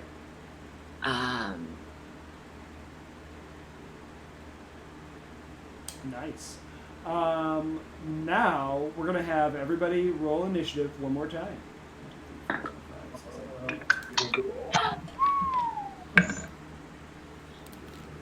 I got the fun number. 1. Yep, so 3. Ooh. Man. I'm at 15. Hey. All right. 6. 6. Oh. We're doing all right. Cassandra, what have you got for me? I rolled a 19 on the die and I have a +8. So 27. Jeez. Boom! All right, that's one way to do it. I think you go Best one. first. Holy smokes. Oh, gosh. That's why you were able to come in so fast. You rolled initiative for the previous fight for this one as well, or the next fight. Oh, gosh. All right. Well, Cassandra, you're first in the lineup. Alright, so by my recollection, it takes 45 feet of movement to get in between the two guys that are in the front. 5, 10, 15, 20, 25, 30, 35, 40, 45, if you want to get right in between the two of them. And that is my movement speed. Nice. I'm gonna look at one, Okay. and I'm going to pop him. Which one do you want to do, the left or right? Let's do the right, Okay. and I'm gonna pop a key point for stunning strike at the same time. Ooh, okay. That is a 15 plus 6, so 21 to hit. That'll hit. And for stunning strike, I believe it's a con saving It's throw. a con save, right? Yeah, and you have to get above a 14. Okay. Let me find these monkeys. Where okay. Saving throw. Con is not what I'm supposed to. Okay. First, he had a natural 20. I'm sorry. Yeah, that's fine. But he well- will take 6 points of damage. Okay. And then, because my stunning strike didn't work, I'm gonna look in and be like, well, that wasn't what I planned. And I'm going to pop him again, but this time it's gonna be my Radiant Sunbolt Fist. Okay. That's an 18 plus 6, so... Still hits. 24. Still hits. And max damage of 9 points. Wow. And 3 of that, though, was... Radiant? I believe yeah, Okay. 3's radiant. Okay. And for the purposes of any resistances or anything, my fists are magical weapons. We're in good shape there. Okay. Anything else? I moved 2 actions. And then Okay. I believe as a bonus action, I can cast Step of the Wind using a key point and disengage. Okay. But no, I'm not going to do that because I can't move anyways. So, Okay. never mind. All right. Next up is the one that you just hit. And he's not terribly happy that you just punched him in the face. So he's going to take a couple swings at you. Right. That's going to be a 17 to hit. Just barely. Okay. And the second one is a miss. So he clips you with his longsword for 9 points of damage. Okay. And then his second, he comes in low with the short sword, and he just misses completely. You kind of kick your foot up and kick his wrist out of the way. Bob and weave. Bob and weave. Come Keep on. it going. Keep it going. All right. Next up, we have Bevel. Bevel. Oh. Bevel. Bevel. Okay, so 1, 2, 3, 4. 5, 10, 15, I'm 20, going 30. to. You can get up in range of this guy here. Sure, Easily. let's go there. You can come right up next to Luxon, and it gives you that 10 foot. That works for me.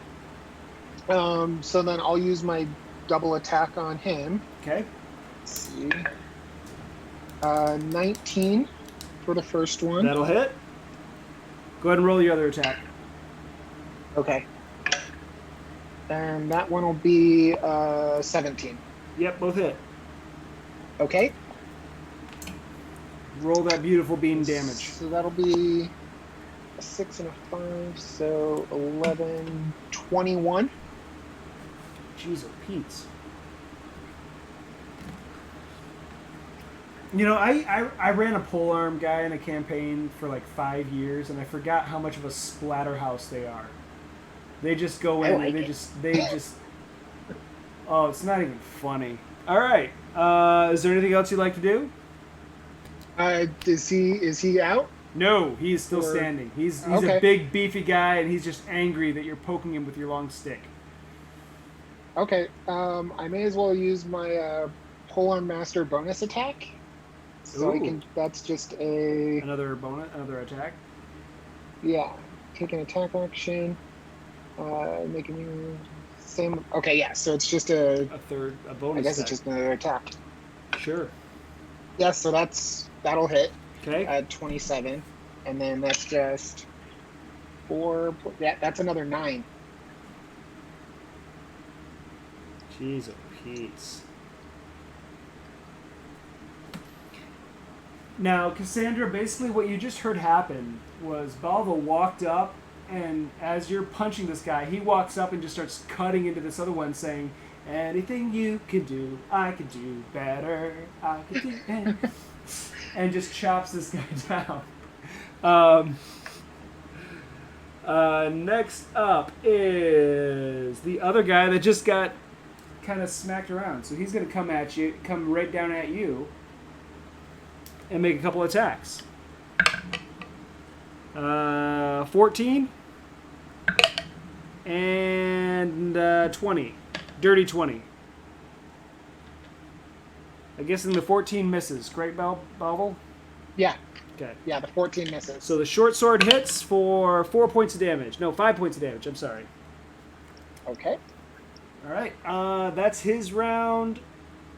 Because he's not going to disengage from you because you're ridiculous. Actually, he can disengage. He's going to disengage and move back. Now, I can still attack him even if he disengages. You Yeah, can if you hit him. Hang on a second. Yeah, you can as a reaction, you can hit him, and you can use Sentinel to stop him. Did I use my... Not this round. You Okay. haven't used your reaction yet, no. Gotcha. Okay. So yeah, I will attack him. Okay, he's moving back. That's a 27. Okay, you stopped him from moving. Go ahead and roll your damage. Dang it! Pull arm Sentinel.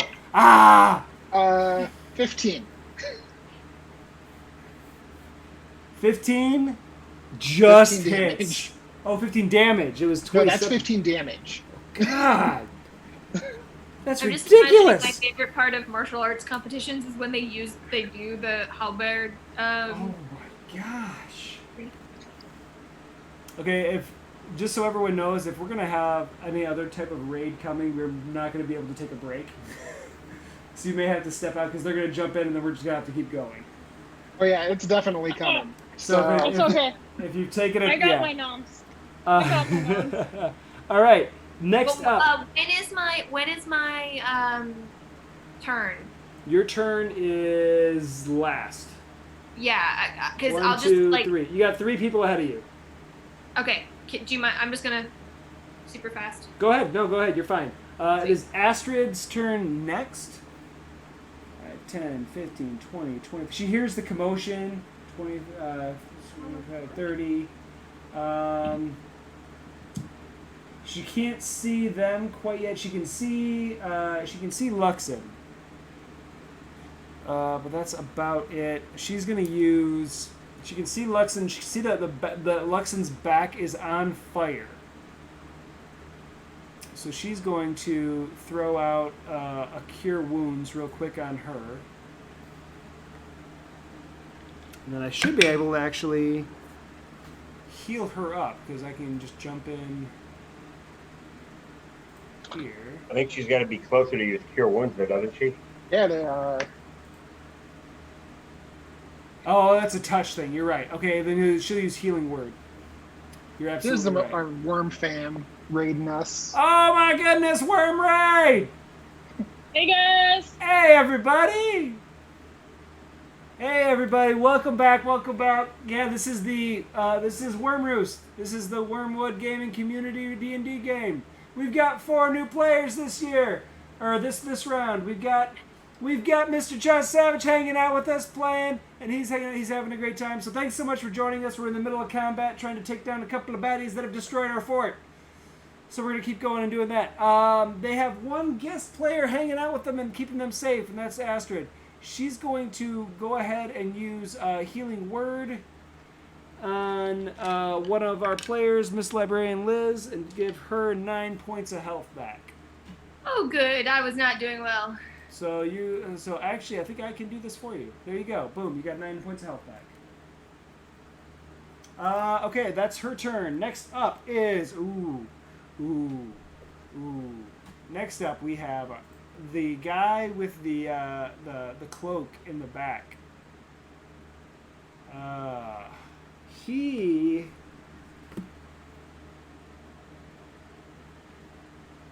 5, 10, 15. He's gonna take 1 step forward. Maybe not. Let's see how this goes.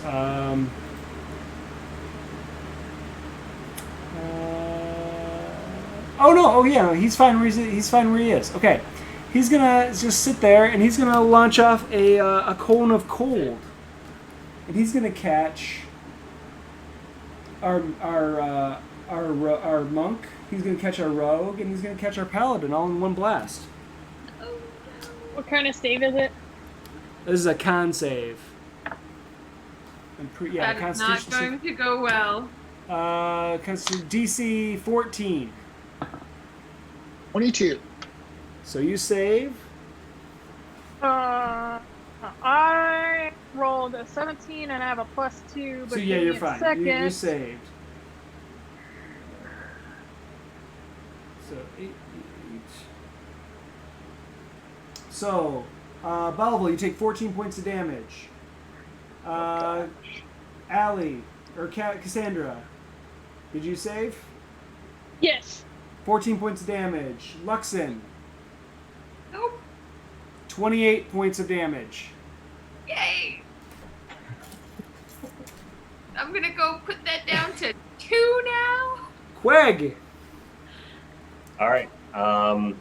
Quig's gonna move up to behind Luxon and then say, like the mists of the ocean, I float free, and I'm gonna misty behind the caster. ooh, like it. And I'm gonna take 2 smacks with my trident. Ooh, do it. Go beat There up you on go. my friends.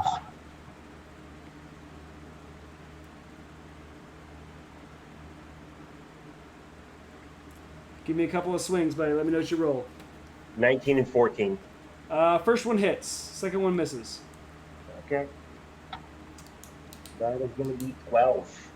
12 points of damage. Yep. You, as you strike him, you notice, like, you strike him and you pierce through, and he cuts right through his robes, and you pull it out and you see the blood dripping off. And you go to strike again, and you see this flash of arcane energy as it seems to like kind of graze off of this magical armor that he has on. So the second one does miss. Okay. Next up is Luxon. Luxon is suddenly not feeling as great as he was a couple of moments ago. Okay. But he's going to first, attack the bad guy that is right there. Okay, sure. Go ahead and make a swing at him. Okay. Dagger. Dagger. Although actually, I am gonna want to swig a health potion. So I think that's only one Okay, dagger. bonus action. Yep. So that is 21 to hit. That'll hit. And since I have a compatriot in melee, I have sneak attack. You do get sneak attack, yes. And the dice, my wormwood dice, by the way, were very good to me because that is 12, 17, 20 plus 4, so 24. Jeez. Rogues, man. Rogues, man. I tell you what, you cut in and just fillet him. Like you took a blast and you're like frigid and frozen, but you just kind of shake the cold off. You see him right there next to Bevel and you just slice in twice and just eviscerate him with the first blow. And he drops. Okay, and then swigging the I have one greater, so Sure. I'm gonna swig that, and then going along. That's 44 plus 4. Yeah. And then I'm gonna move back because he's really low. Even with 44 plus 4, he's not gonna do very well. You just kind of hang back. Yeah, hang back Okay. for a little while. So Okay. that's 4, 2, and 4, so 6, 14. Fantastic. Back. So now Okay. I'm at 16. Okay, good. Top of the order, we are back to... That one's gone. We are back to Cassandra. Pop. Pop, pop. The monk says So pop, pop. First one is gonna be a regular, Regular. and that is a 17 to hit. That'll hit.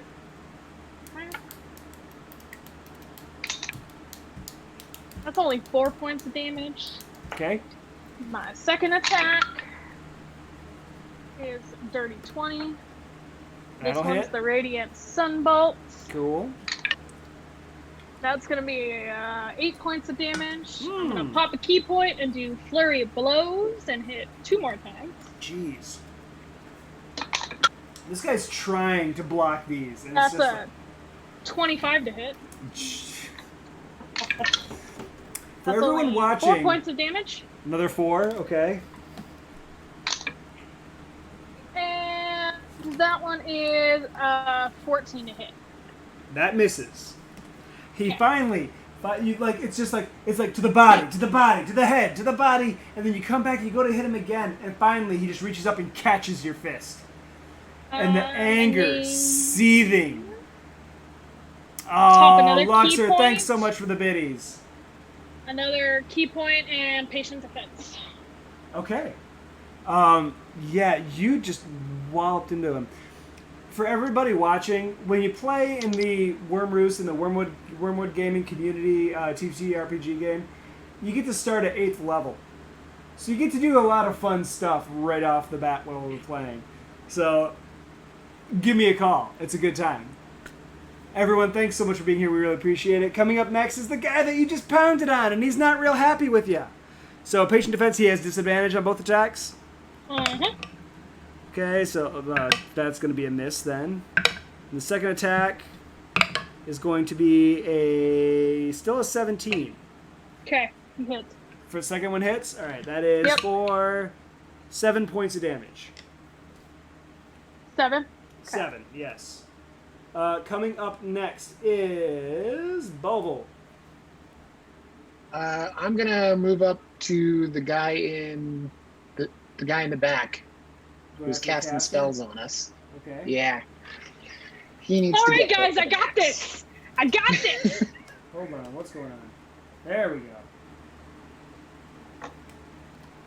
My computer is giving me fits right now. There we go. So right here? Yep. Okay, go ahead. All right, so I've got my double attack. That's a 17. 17 definitely hits. Okay. And then let me roll my second one because I'm going to hit him twice anyways. Go ahead. That one will definitely hit then too. That was a 16 on the dice. So. Okay. So there's a 7. So that's... Everybody hydrate. 22. 22 damage total? Yep. Jeez. And then let me use... I'm also going to, on at least that last attack, use my Divine Smite for 2d8 more. And that's 9 more. Okay. Jeez, oh Pete's. You guys are rough on this guy. Astrid comes over, sees Luxon in rough shape.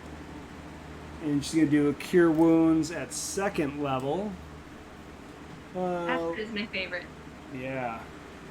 So 2d8 plus 5. So 18 points of healing to you. Oh, wait. I am at full. Good. She brought you back up. And next is the caster, who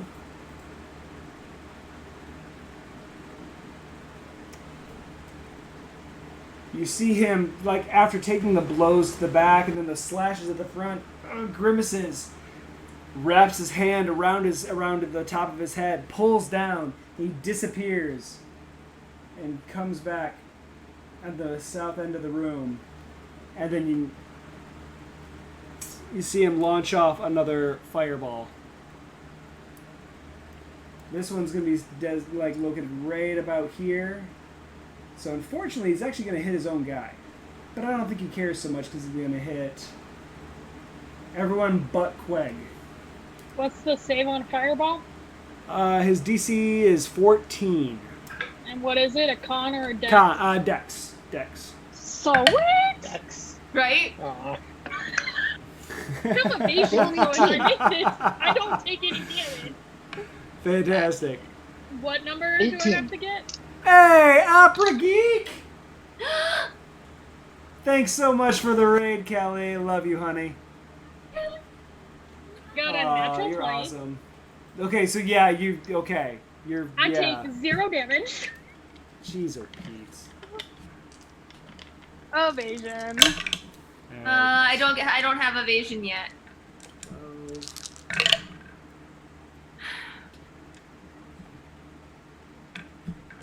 Okay, so 0 points to you. Luxon. I did beat the DC, so 12 points to you. Doesn't really matter, Balble. You take 12 points. Wait, did you save? I did. And did then I save? also have fire resistance. Okay, so you take 6 points. Astrid does not save, so she takes the full 24.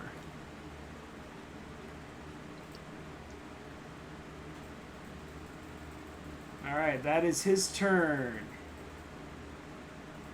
Next up in the lineup is Queg. Okay. Just I'm gonna move up behind Cassandra, and I'm going to use my planar warrior ability and point towards the guy. So my next attack that hits will do force damage, and I'm going to take 2 swings. 5 or 10 feet. Well, right up against him. 5. Yep. Fine. Okay, go ahead.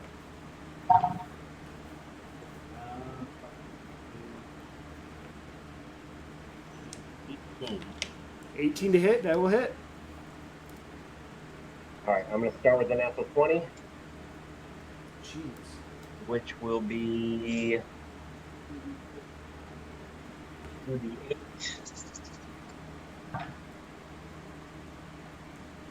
These guys are working these people. 22 for the first hit. Yeah. Wow. Okay. And for the other hit will be 10. Jeez, oh Pete's. This turtle comes up with his trident, and as obvious as that may be, it's still surprising to this guy as he comes in and just slams in again and again, piercing him, dropping him.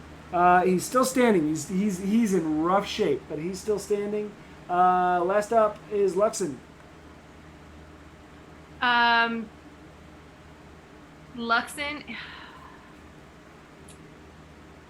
Luxon is not going to be very effective. How badly injured is the grunt guy? He's hurting bad. He's hurting bad. They're both really bloodied. I'll say that. They're both really, really bloodied. Yeah.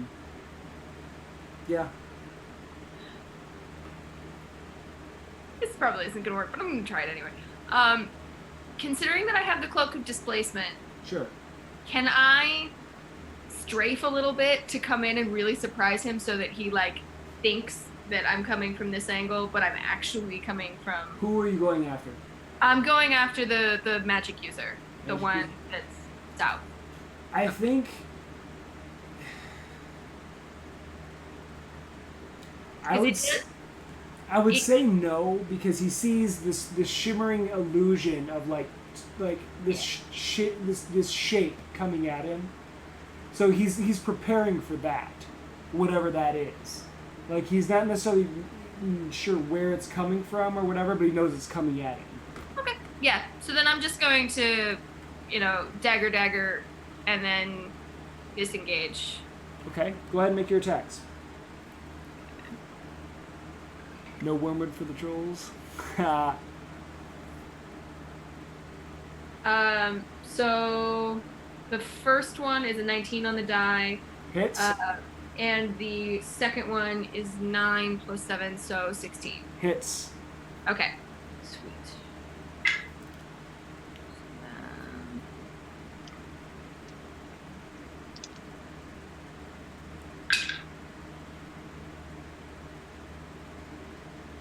I got ones on both of them. So, At least it was the damage. 7 damage seven total. total damage. He's still standing. So pissed. I am gonna disengage and back up. Let's see, you have 5, 10, 15, 20. You still got 10 more feet. Where do you want to go? Yeah, I'll go another 5 feet Okay. behind the bigger person. Cassandra, you're up. So this guy's still standing in front of me, which I'm not really happy about. Okay. So I'm gonna punch him. I was gonna say I'm gonna take one punch and see what happens. Okay, go ahead. Since he looks pretty bad. He's beat up. That is a 23 to hit. That definitely hits. That's 8 points of damage. Cassandra bobs and weaves and ducks around the blades and just comes up and just gives this throat jab to this guy, and his larynx is just crushed. And he just... Okay. And he So just now that this guy's been slowly dispatched. drifts down to the floor and just... Now that this guy has been dispatched, I'm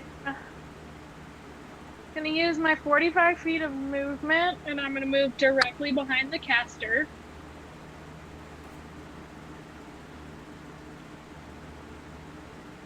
And hold on.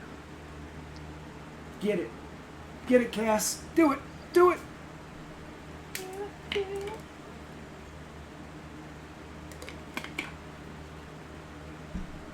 I only have bonus actions, and I can't do flurry of blows. So I'm just gonna say,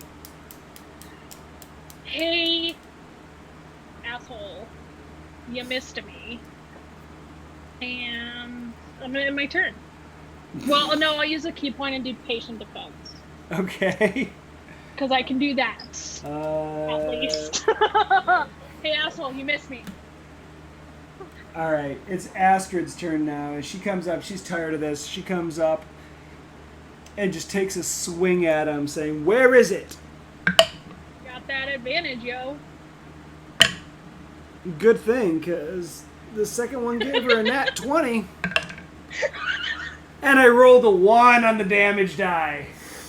Oh, come on. Wow. Hold on, let me I'm see what her just bonus saying- is. I'm just saying, I did have a rule in one of my campaigns that if it was a natural 20, you were allowed to roll a 1. I don't do that. It's still. Well, I know. There's also a feat that allows you to do that, so there's no reason to actually do it. But, It's still enough to end him because he was almost gone anyway. Astrid comes up and basically just like grabs him by the front of his cloak and screams, "Where is it? What did you do with it?" And the mage just starts laughing, just cackling maniacally. You don't understand. It's already started.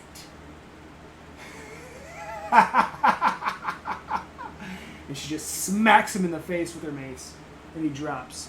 As he hits the floor, you hear the tink, tink, tink, tink, tink, tink, and you look across the floor, and the crystal that she was looking for falls out of the mage's robes. Combat at this point has ended. You do hear the banging. You hear banging on the doors behind you from the locked doors that Luxon had destroyed the locks on when she broke the keys off in them. But as for right now, you guys have got a moment of peace. I'm gonna search the caster's body. Make an investigation check for me. 16. Okay. You find on him there are a few bits of parchment. You find a spell book. Some bits of parchment and things like that. What languages do you speak? I speak Celestial, Common, and Elvish. Okay, you don't understand what the language is. But they're little bits of correspondence, perhaps something. A few coins here or there, but other than that, there's one dagger that's really kind of wicked looking. It's got like this like almost flamberge looking like ripple to it as it goes up, but it's a dagger. When you look at it, the grip is wrapped in red leather, and the pommel is most definitely in the head of a dragon. Okay, so I'm gonna like take like some of my wraps that are on my hands and unwrap them a little bit, and I'm gonna grab it by the hilts. Okay. And I'm just gonna walk over to Luxon and drop it at his feet and walk away. Okay. I don't do You're getting daggers. unspecified, possibly evil dagger. Yes. You're the only one I see use them. Okay. Luxon, do you want it? I do. I do. He's neutral. Okay. So like evil Even dagger evil shit is seems like, cool to him. Okay. All right. Is it pointy? Oh, it's very pointy. It's a Is it beautiful pointy? weapon. It's a beautiful And- weapon. Yep. It's a beautiful weapon. It's shinier and prettier than anything you've seen in your repertoire like ever. It's I feel like I'm playing Boyfriend Dungeon. Sorry. So just gonna grab the okay. blade. For benefit of time, you pick it up. It's a masterwork dagger. So +1 to attack. You know. Nice. So, yeah. Other than that, does anyone else want to do anything else? I need some help. Is our cleric able to? Sure. Heal me up She's at all? she's a beefcake. She can help you out. Okay. What let me see here. She looks at you. How bad a shape are you? I've got 14 of 68 left. Okay. She'll go ahead and she'll bump it up to the next level. Ooh, those are good rolls for you, son. So you got 20 points back right there. Excellent. There were a smattering of health potions that you guys found in there somewhere too. So Yeah, I think I had. Well, you used a grater. Yeah, I had. I can use my lay. I can use my lay on hands, but I just didn't want to use all 40 of them for healing between battles. Sure. Okay.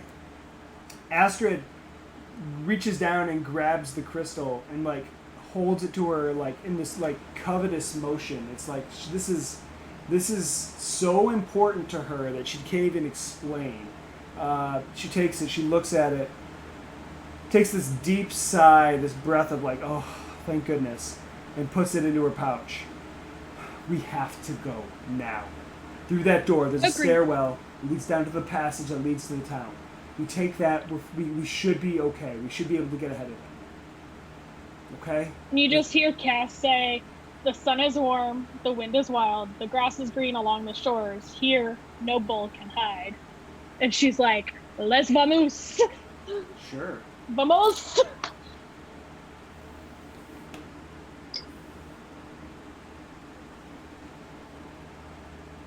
Oh no. Oh, you're all over the place. Cool. Alright. We'll come back to that in a second. So you guys, for the sake of brevity, you open the door. It's a clear passageway. The door was locked, but you have one of the keys. You traipse through. You go through. There's a brazier burning, and then there's a clear shot to the stairwell going down to the lower level. Okay. You guys come out to another level here. Bastard's there. Flag, where are you at? There you are. And Loxham's on there. Who am I missing? Sandra? You're missing Cass. There she is. Okay. You come down the stairs, and again, there are two smaller torches on the wall lit. They're always lit for this passageway just to make sure that anyone that comes through here knows where to go. Astrid walks over to the door, looks at it, and sees that the lock has been just completely dismantled. The lock is gone. Like the door has like almost like a chunk taken out of it. And she's like, how? They couldn't have come from the town. How did they get in here? They couldn't have gotten past the wall. Point of order question. Sure. Real quick. Did we see any indication that any of the other fortresses were under attack? I missed the beginning of that. So. No. The beginning of the game, you did not see any other fortresses under attack. What you saw was wave after wave of intruders and bandits and brigands attacking Fort Greyfoot. You came under direct attack. You were so overwhelmed that you were driven into the lower levels of the fortress just to try and make an escape.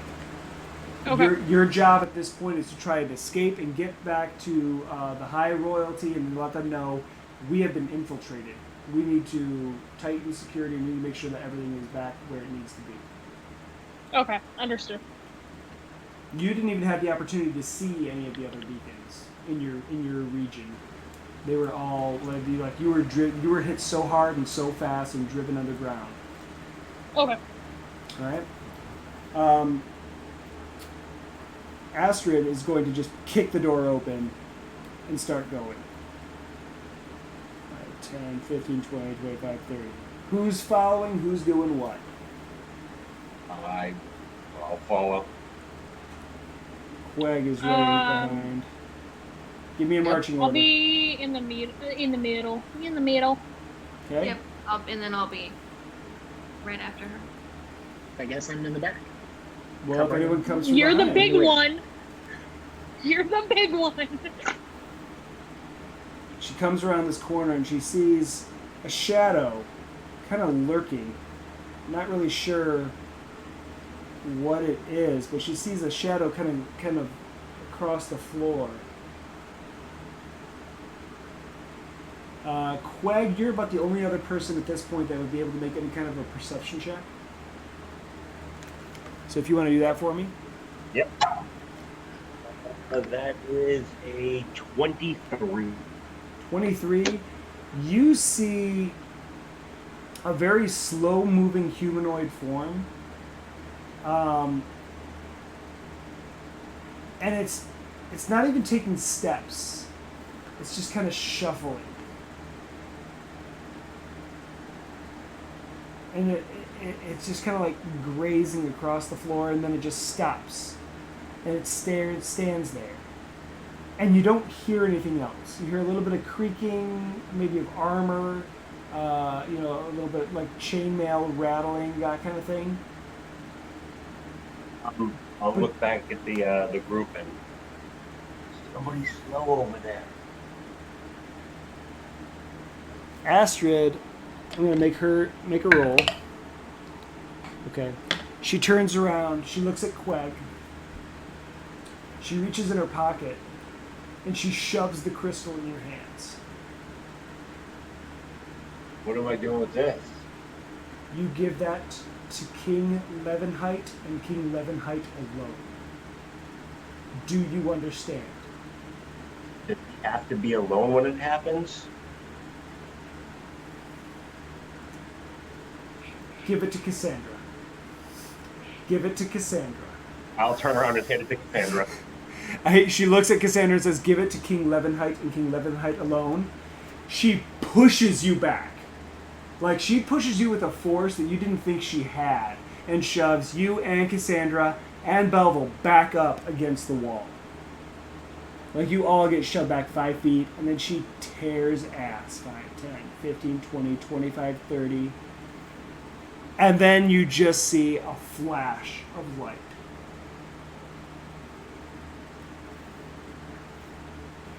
And what you don't know... Did our commander just become a martyr? Well, the first thing you see... Well, let's do this. I've made my job a little bit easier going forward from here on, but the... I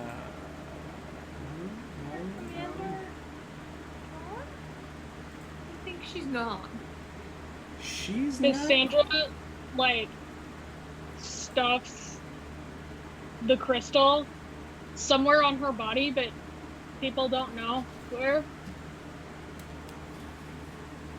She runs up and she lets out this blast of energy. You just see this halo appear above her head, and almost like this divine energy and this fire just ripple off of her. And as the four of you run this way, you see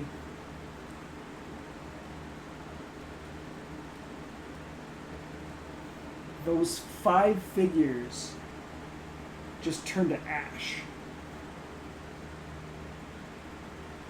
She drops down to a knee, clearly just exhausted, as one other smaller, shambling form and 2 very large ones creep forward. This one here launches off an arrow, piercing her armor. Okay, it's not too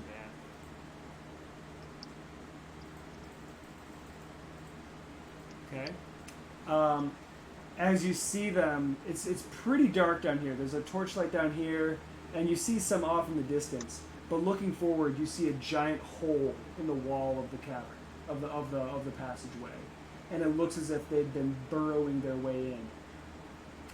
Who here has any kind of history proficiency? No. I have a +1, so that's definitely a no. I have +3. That's it. I just have a... Luxon, you make a history roll for me. 18. You see the shambling, like these are undead things, and you have a very clear memory of the history of the kingdom and the surroundings of your fort in particular, and you know that hundreds of years ago there was a massive battle at the foot of the mountain, and giant mounds were used to bury the dead. You can't see him from where you are because it's too dark. You just see 2 pinpoints of light at the very end of the cavern, and then 3 shambling creatures coming forward. At this point, I want to see some initiative rolls, please. 11. 10. 11. 17. 11. Hold on one second. All right, Cassandra had 17. Quag had 11. Who else had 11? I did. Belvo. Okay. Luxon. 10. Oh, man. We're all Astrid. grouped up and we're all super. Man, Astrid has rolled 9 on like the last 4 initiative rolls. Okay. No bonus to this. Oh my gosh. You guys might actually luck out. Oh my gosh, you guys are really lucking out. Holy smokes, their initiative was crap. Okay. So actually, Cassandra, naturally, you're first. It is dark. It is dark. Like you see the flash of light coming off of your commander, and there's still a little bit of like this halo, and then also her mace gives off. Wait. Is Astrid an Aasimar? No, she is a cleric. Okay. She's a cleric. Okay. But her mace is giving off about 20 feet of bright light. Okay. So guess my Aasimar in all her glory is going to pop Radiant Soul. So all of a sudden, Cassandra just lights up like a freaking light bulb, sprouts some wings. Ooh. And then I am going to move right up to the. You said the first one was kind of smallish, right? The first one is much smaller, yes. Okay, so I'm gonna move up the 35 feet up to the first one. Okay. I'm going to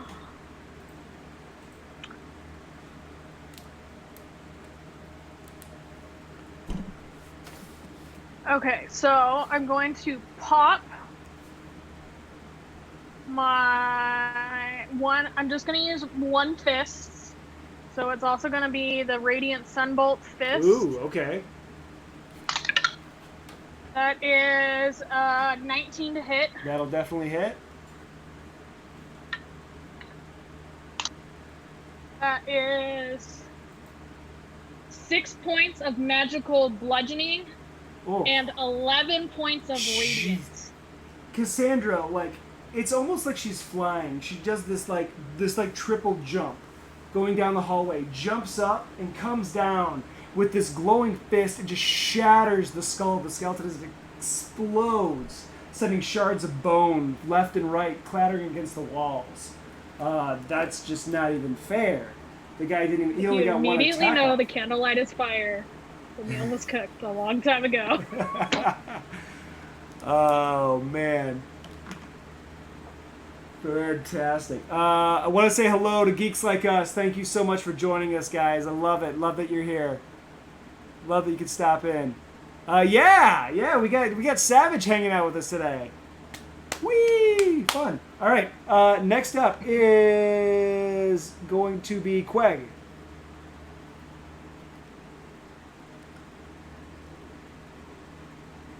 Oh, me, I'm sorry. That's you, Savage.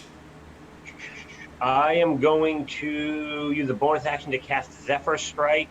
Okay. And then I'm going to move I will use my action and my movement to get up in between, or up to the closest one. I mean, you can get in between them if you want, but you can get up here. Yeah, I'll get in between them. Like here or down here? Right up next to one more up, yeah. Okay. And I'll stop there. Okay, you get up here and you notice you get a good glimpse at these guys. These guys are big, hulking brutes. They're probably 12 feet tall. They're like in this passage. They're like bent over, hand up on the ceiling, and like this gnarly skeletal hand just pushing on that.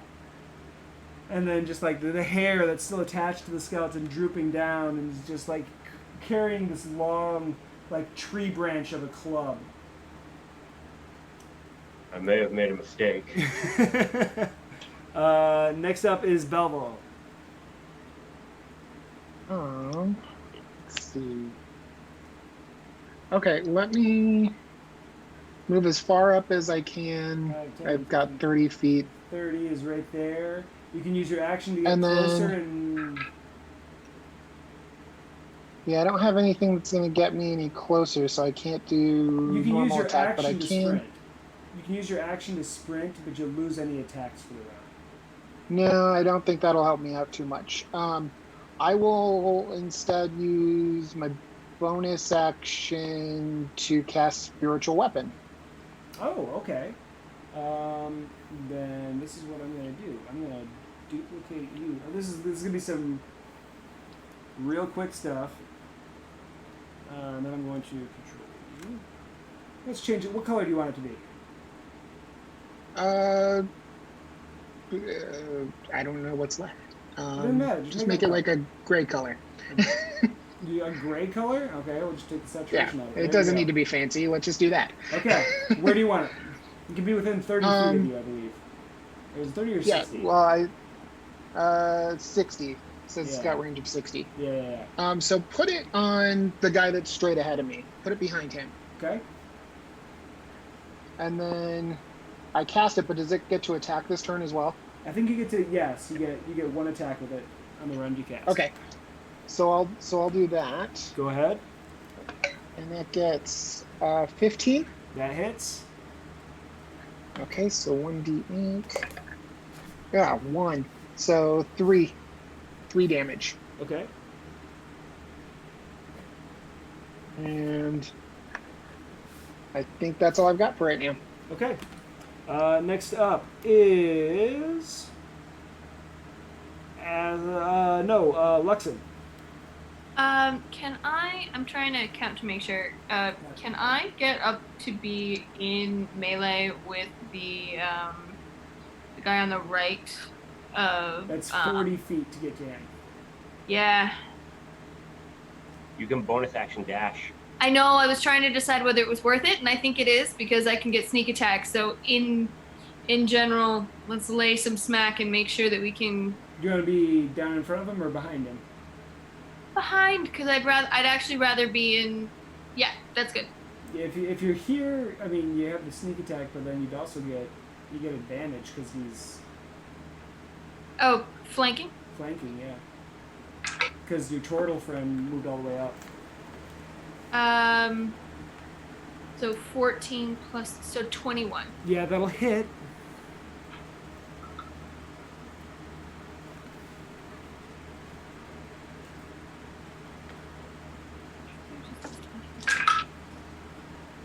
And the dagger. So 7, 11, 15, 15 plus 7, so 22. Jeez. Well, all right.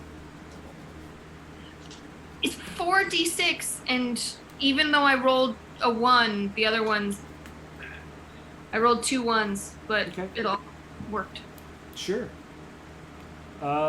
Nicely done. Nicely done. Okay, Astrid's turn is next. 10, 15, 20, 25. She gets right up close to it, and she just takes a swing. She has... Oh, yeah, that's the magic number. Okay, so Astrid comes up, and she sees what this is. She knows that it is undead, and she comes down on it with her Mace of Disruption and just blasts into it. So, oh gosh. All right, so 4 with her regular damage, with an additional 8, so 12 points of damage to it. Not nearly as much fun as I wanted it to be.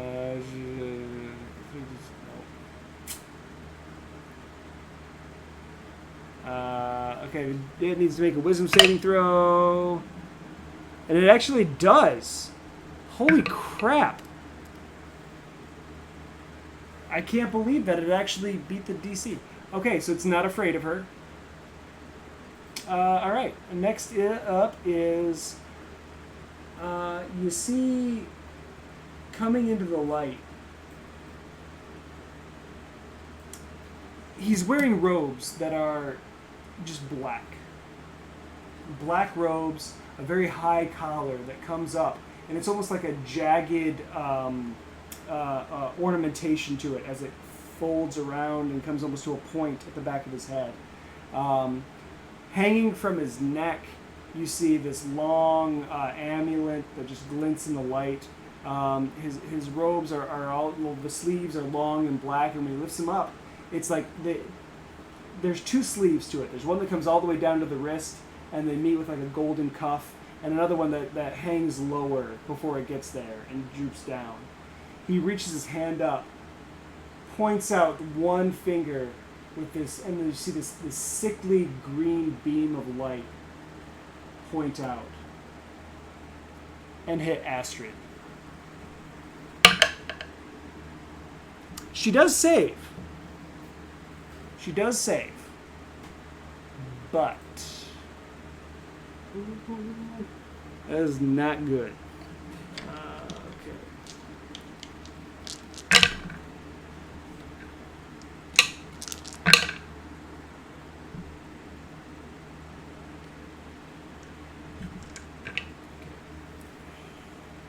She still takes a lot of damage. She still took 22 damage. Okay. He just kind of has this weird, evil grin on his face as he kind of pulls his hand back, shakes it a little bit as the smoke drifts off his finger.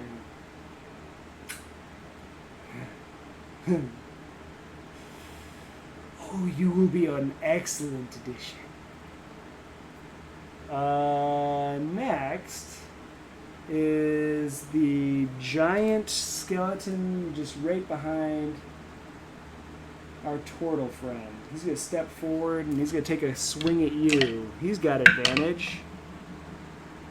And so 14 plus, I think it's plus 5. Let me check real quick.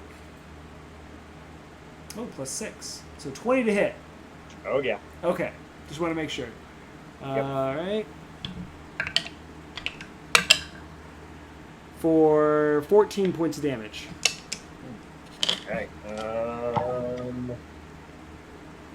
I rolled a 17 to keep my spell up. Okay. The next one is the one on the other side of you. It is not happy with the cleric that just blasted him apart. Oh, gosh.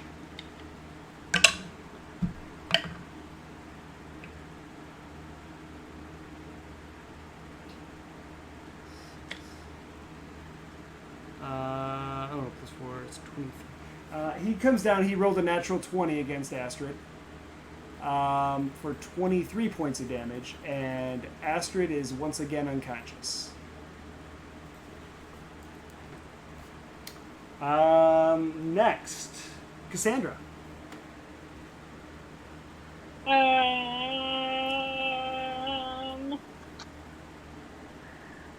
Cassandra's gonna walk up to Astrid, kneel down, and healing hands her, so she's gonna regain 8 hit points. Okay. So she'll be conscious at least.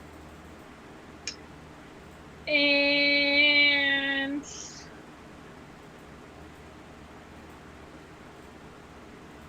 Okay. and then she will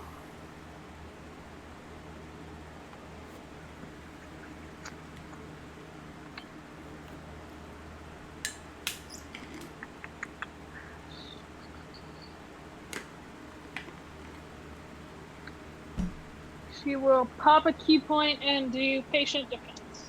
Okay. Next up is Queg. Because I zipper strike up, I don't provoke attack of opportunity. I'm going to move right up for the caster. Okay. And I'm come going on. right straight in front of him. Yeah, I'm just trying to. I'm waiting for my computer to catch up with me for some reason. It doesn't want. There we go. Okay. And then I'm going to use my planar warrior again. So I'm going to attack twice with the trident.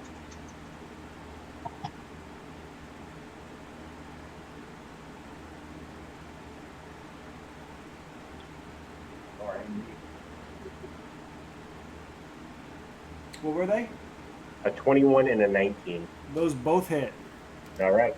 So the first hit, going to expend my Zephyr Strike and the Primal Planar Warrior. You're outside your microphone. I can't hear you. Oh, sorry, 23 damage. Jeez. And then the second hit is going to be another 11. That was only the first hit? Yeah. Man. I gotta throw more stuff at you guys. Alright. Nice round. Holy smokes. I don't want more stuff thrown at us. Salvo, your turn. You're muted, buddy. There you Okay. So move me up to the guy straight ahead of me. go. Sure. And we'll lay 10 into feet? him. 10 feet? Yeah, that's fine. He's got a 10-foot reach, so it's not really going to matter, but... Okay, so first attack, that's 25. That'll hit. And 16. Okay. Next hit. Does 16 hit? 16 does hit, yes. Okay, so that wasn't 16 damage. That Oh, was just okay. my second attack roll. Okay. Sorry. And then it's 21 damage. Total? Yeah. Nice. Belva comes rolling up. He's got this glistening, shining, golden dragonborn. And you just hear ka-chink, ka-chink, ka-chink, ka-chink, ka-chink. He comes up and just swings down, just chopping in, just taking bones out. You come in and you swipe at him, you knock a couple of ribs clean off, and they go clattering off to the floor. You come back again and try and take him out at the knee, and get stuck in that knee joint for a minute. You have to pull it back out. But yeah, you did some damage to him. He's hurting. Luxon, you're up. And then, I'm sorry, I you still still have a have- bonus action. You guys to still have go. your bonus action. Yeah, your special weapon. Yep, so move it over next to the caster, and I'll attack him. Okay. Go right ahead. 12. That misses. Okay. All right, you all set now? Yep. Okay. Luxon. Okay, he is going to just attack what is straight in front of him. Okay, go ahead. Dagger. So one is a 15 and the other is 21. Both hit. Okay. He's still technically engaged with Astrid. Yes. So 12, 13, 19. On the first? No, we're not done. 22, 26. The other three were 6s. And then I'm not even done with my second one. I haven't even rolled the damage for my second one, which is just a D4, so that's not exciting. But that's a 4. So 30 points of damage. Yeah. I really Luxon. hope he had like a good amount of hit points, because otherwise I just creamed this guy for no reason. Luxon literally climbs up, uses the rib cage as a ladder, climbs up, takes his daggers, and just digs them right into the vertebrae, spinning the knife around so that the head of this giant skull of a head pops right off and goes clattering to the floor. And as it does, the rest of the body just kind of crumples and falls to the ground, and Luxon just kind of rides it down as it drops.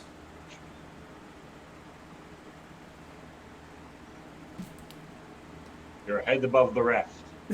Oh, shame. Holding the head of the giant. Fantastic. Well done. Astrid is going to come over and go after this one.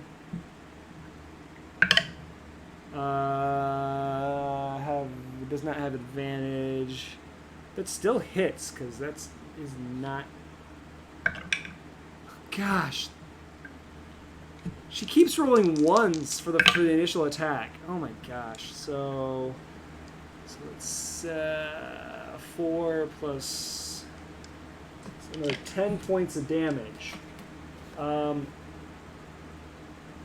It's 10 points of damage, and it is now it is feared. It is feared of Astrid.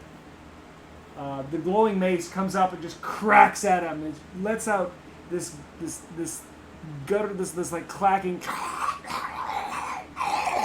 kind of noise, and then it looks down, and if you could see the eye of the skeleton go wide, it's almost like the light inside the hollow sockets kind of flared up for a second, and they kind of pressed against the wall in fear of this elven woman.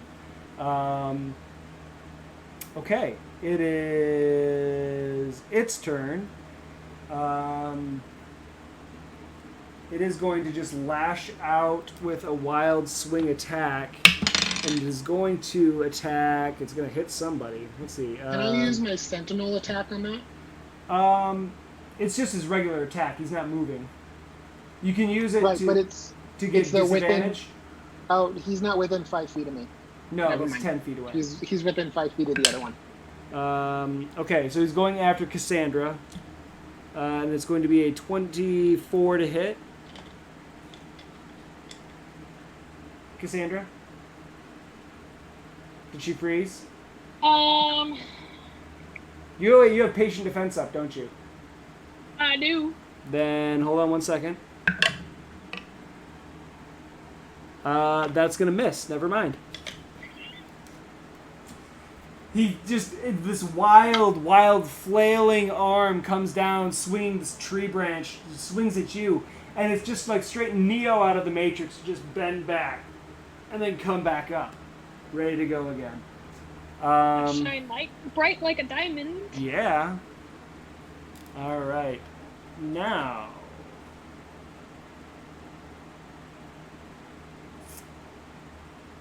Let's see.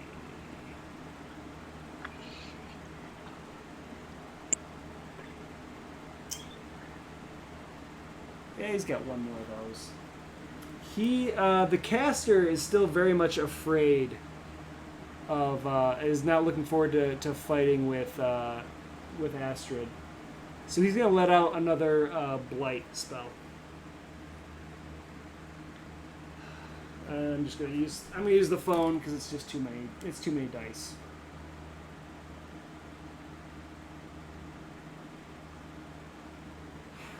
Let's see if she saves. Does this guy have legendary actions? No, but he has 6th level spells, and he's just nasty.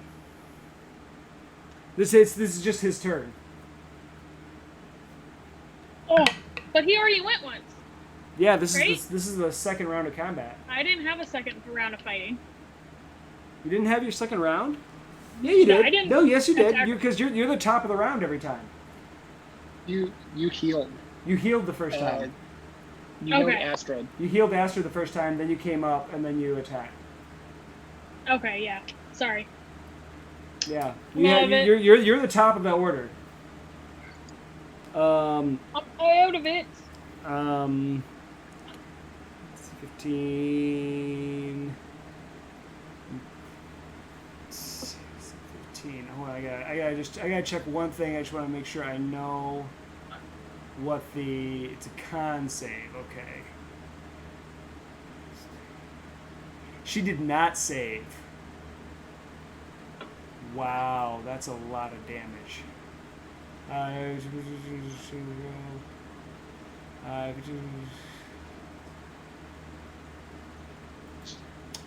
Yeah. Astrid's gone. Okay. Astrid, that spell did 44 points of damage. She had 8 hit points. She failed the saving throw.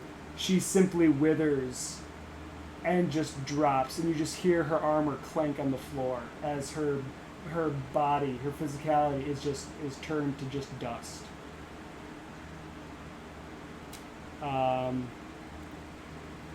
And he just laughs maniacally.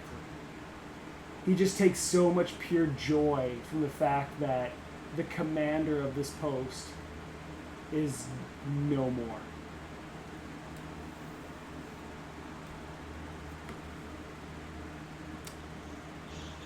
Cassandra.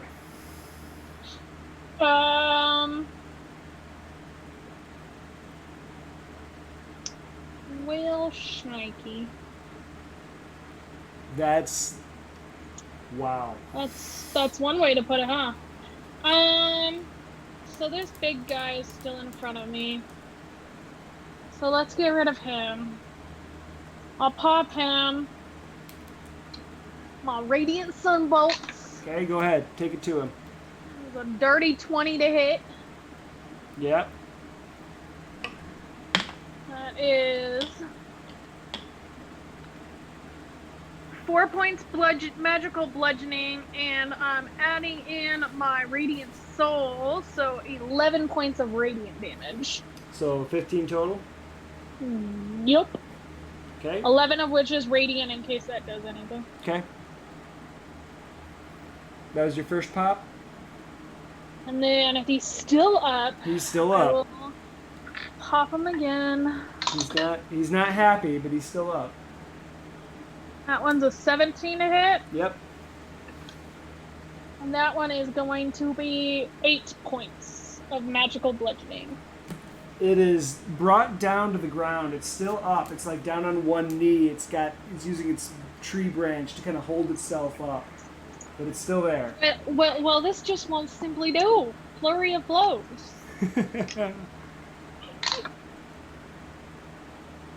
Yeah, that's a 26 to hit. No, a 25 to hit. Yeah, that'll hit. 8 points of damage. The blast of light hits it, and it just shatters and crumbles to dust in front of you. Bye-bye. And I still have some movement. Okay. Technically, I'm gonna move up right behind the caster.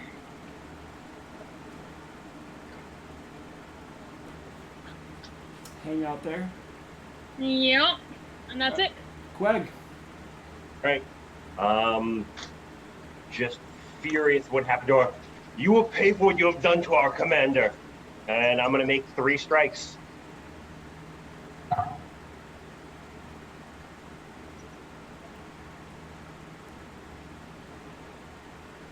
$12 damage. Okay. And then we've got 21. To hit. Yep. Yeah. For another 12 damage. D6 of her offhand. My offhand for a 22 to hit for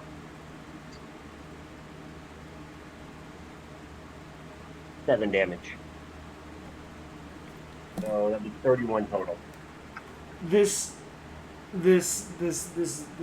being, this caster, You come up and you just jab, stab into him, cut him down. He drops to his knees, and he's just still laughing and just laughing and laughing. He can barely move. He can barely breathe.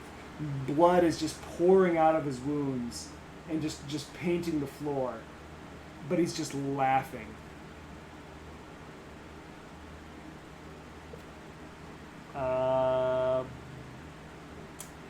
Balvo.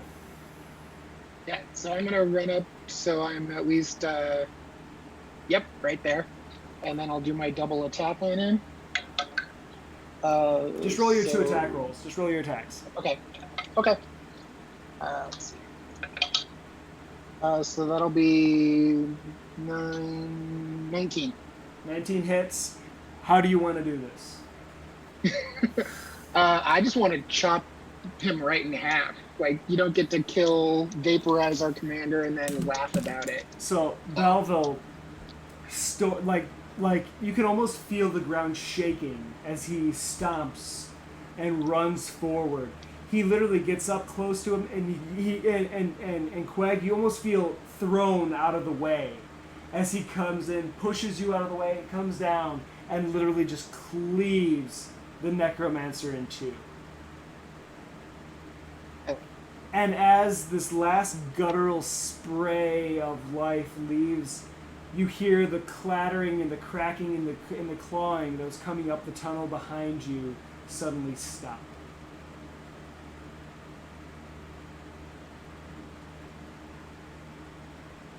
You wait a moment. 2 moments. And it's silent. You can't even hear the drums and the fires burning up above you anymore. It's deathly silent. What do you want to do?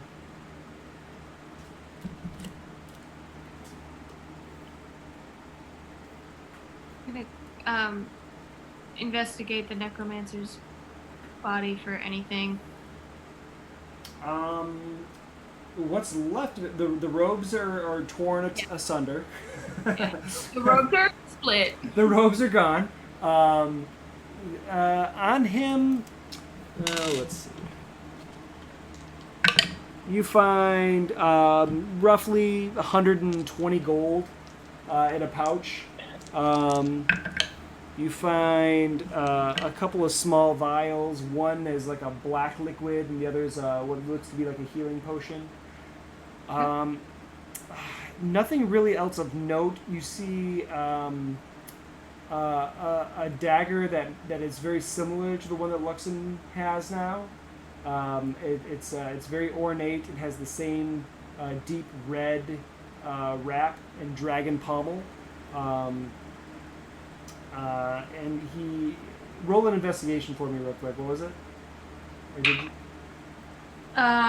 That was investigation. It's a lot, so I'm just gonna say.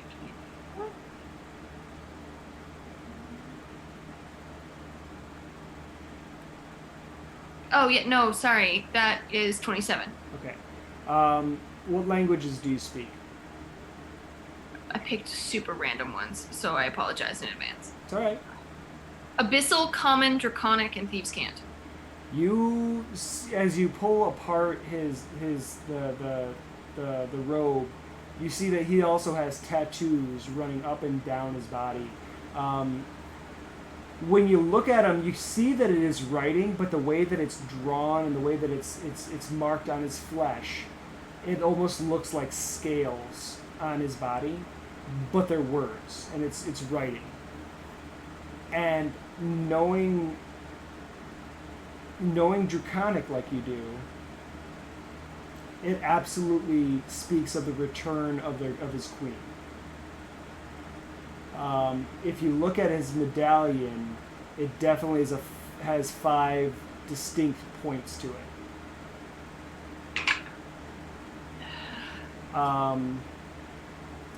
Make a religion check.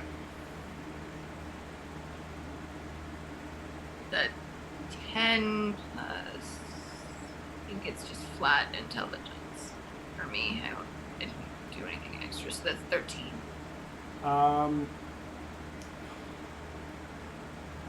it rings a bell. It's like, yeah, this seems familiar. I feel like I should know what this is. It's like the return of his queen. What is it? What does that mean? This is a dark guy. What's he about? Why is he? But you can't quite put your finger on it looking at it. Yeah. Suddenly you start hearing more rumbles from up above you. We have to go. I'm gonna grab Astrid's chest plate. If her chest plate has any thing that specifically denoted her rank, I'm gonna grab it. If not, I'm gonna grab her mace. Okay. Go ahead and grab she had a very specific shield. If you want her half plate, you can take that. Her mace of disruption, absolutely. Those were all people would definitely know those as hers. Yeah. People in the military would. I'm taking the medallion. Okay. The medallion of Tiamat. I'm gonna take that. Okay. Not that I know Tiamat, but Okay. So you gather up those things as you start moving. You move along the path, and you come to one more very, very heavily locked door. Do I have a key? That was convenient. That would be convenient. No, You do. This is the very, very rusty one. Fits this hole. And you put it in, and it takes a minute to get it to actually turn, but. And when you open the door, it's literally the darkest room you could ever imagine, and just a ladder. Then. Before we go up, hold on 1 second, and I'm gonna cast Pass Without a Trace on all of us.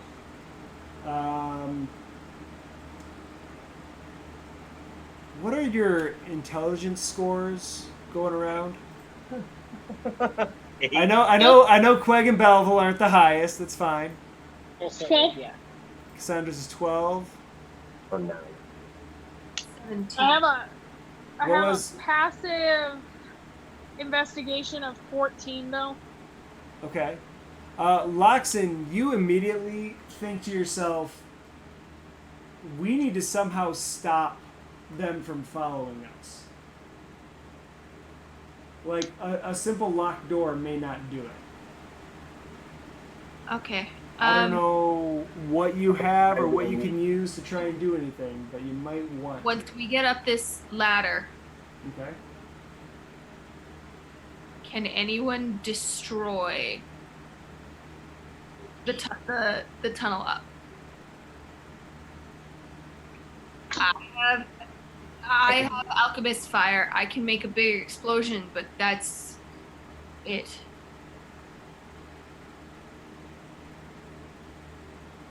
Something to block them from following us. I can do spike growth for 10 minutes. I want this to be permanent. I've just got my breath weapon. Your breath weapon is fire. Yeah. You could melt. Looking up the hole that you're climbing up here, you see that it's lined with timbers. It's like timber framed to keep it up. Burn it down. Yeah. You could absolutely try. If I pour the alchemist fire on the way, like if I'm last, Mm-hmm. and I'm like pouring all of this, and we all have lanterns. It'll definitely catch it on fire. Yeah, it'll definitely Basically. catch on fire. Yeah.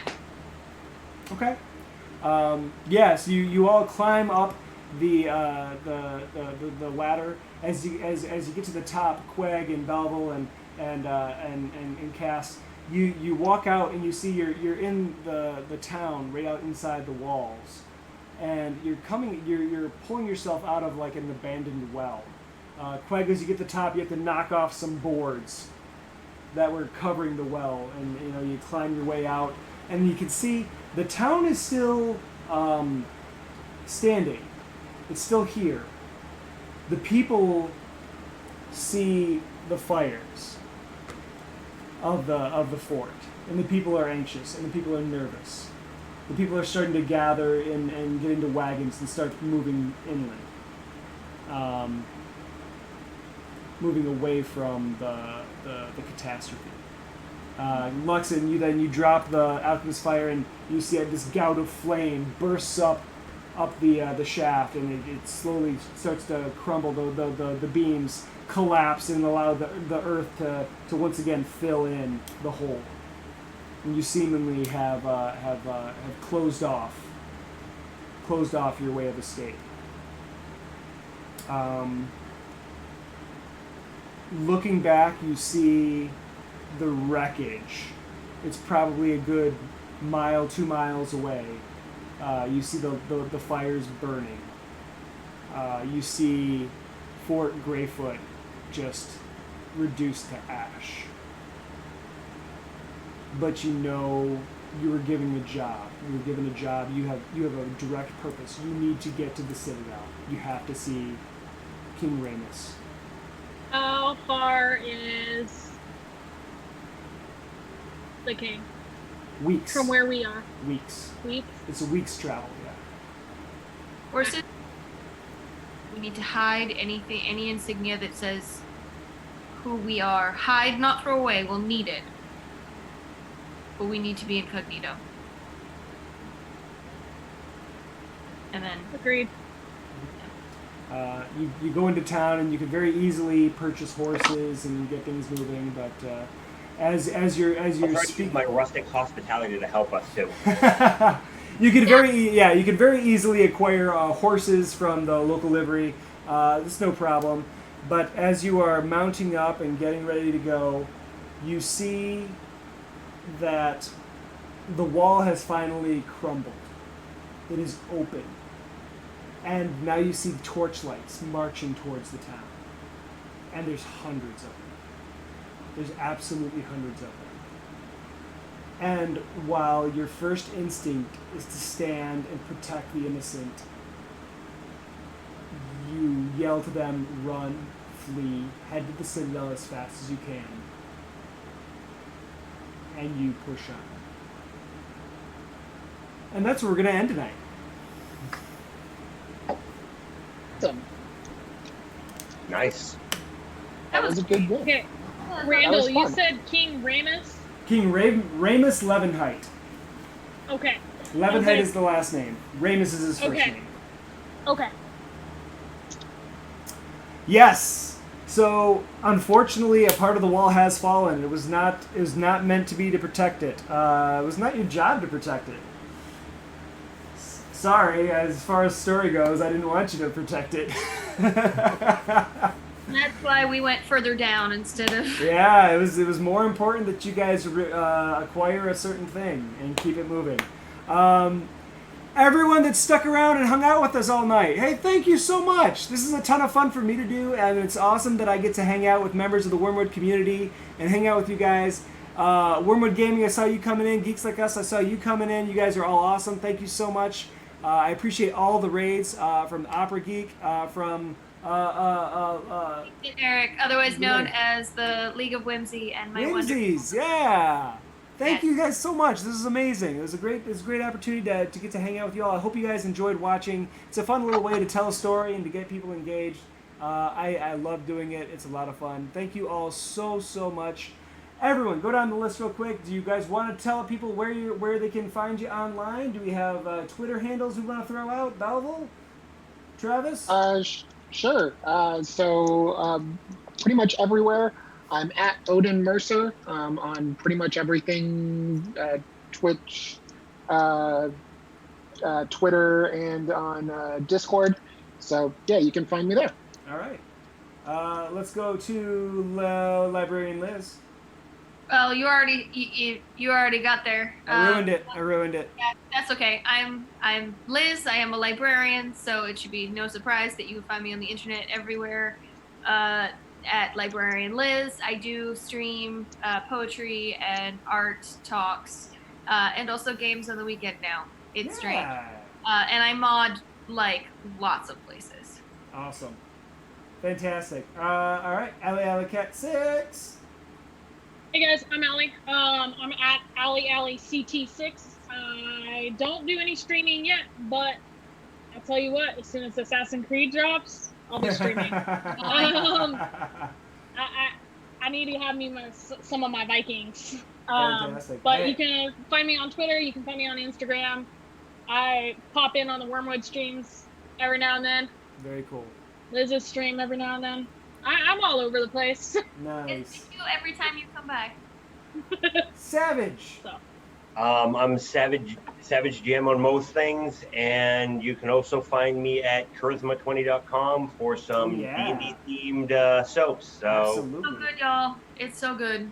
It's so good. All right, hey everybody. I'm Randall Hampton at Randall_Hampton. This week on Friday, 2:30 p.m. on Geeks Like Us, you can see me talking about Umbrella Academy and drawing some art for that. So that'll be fun.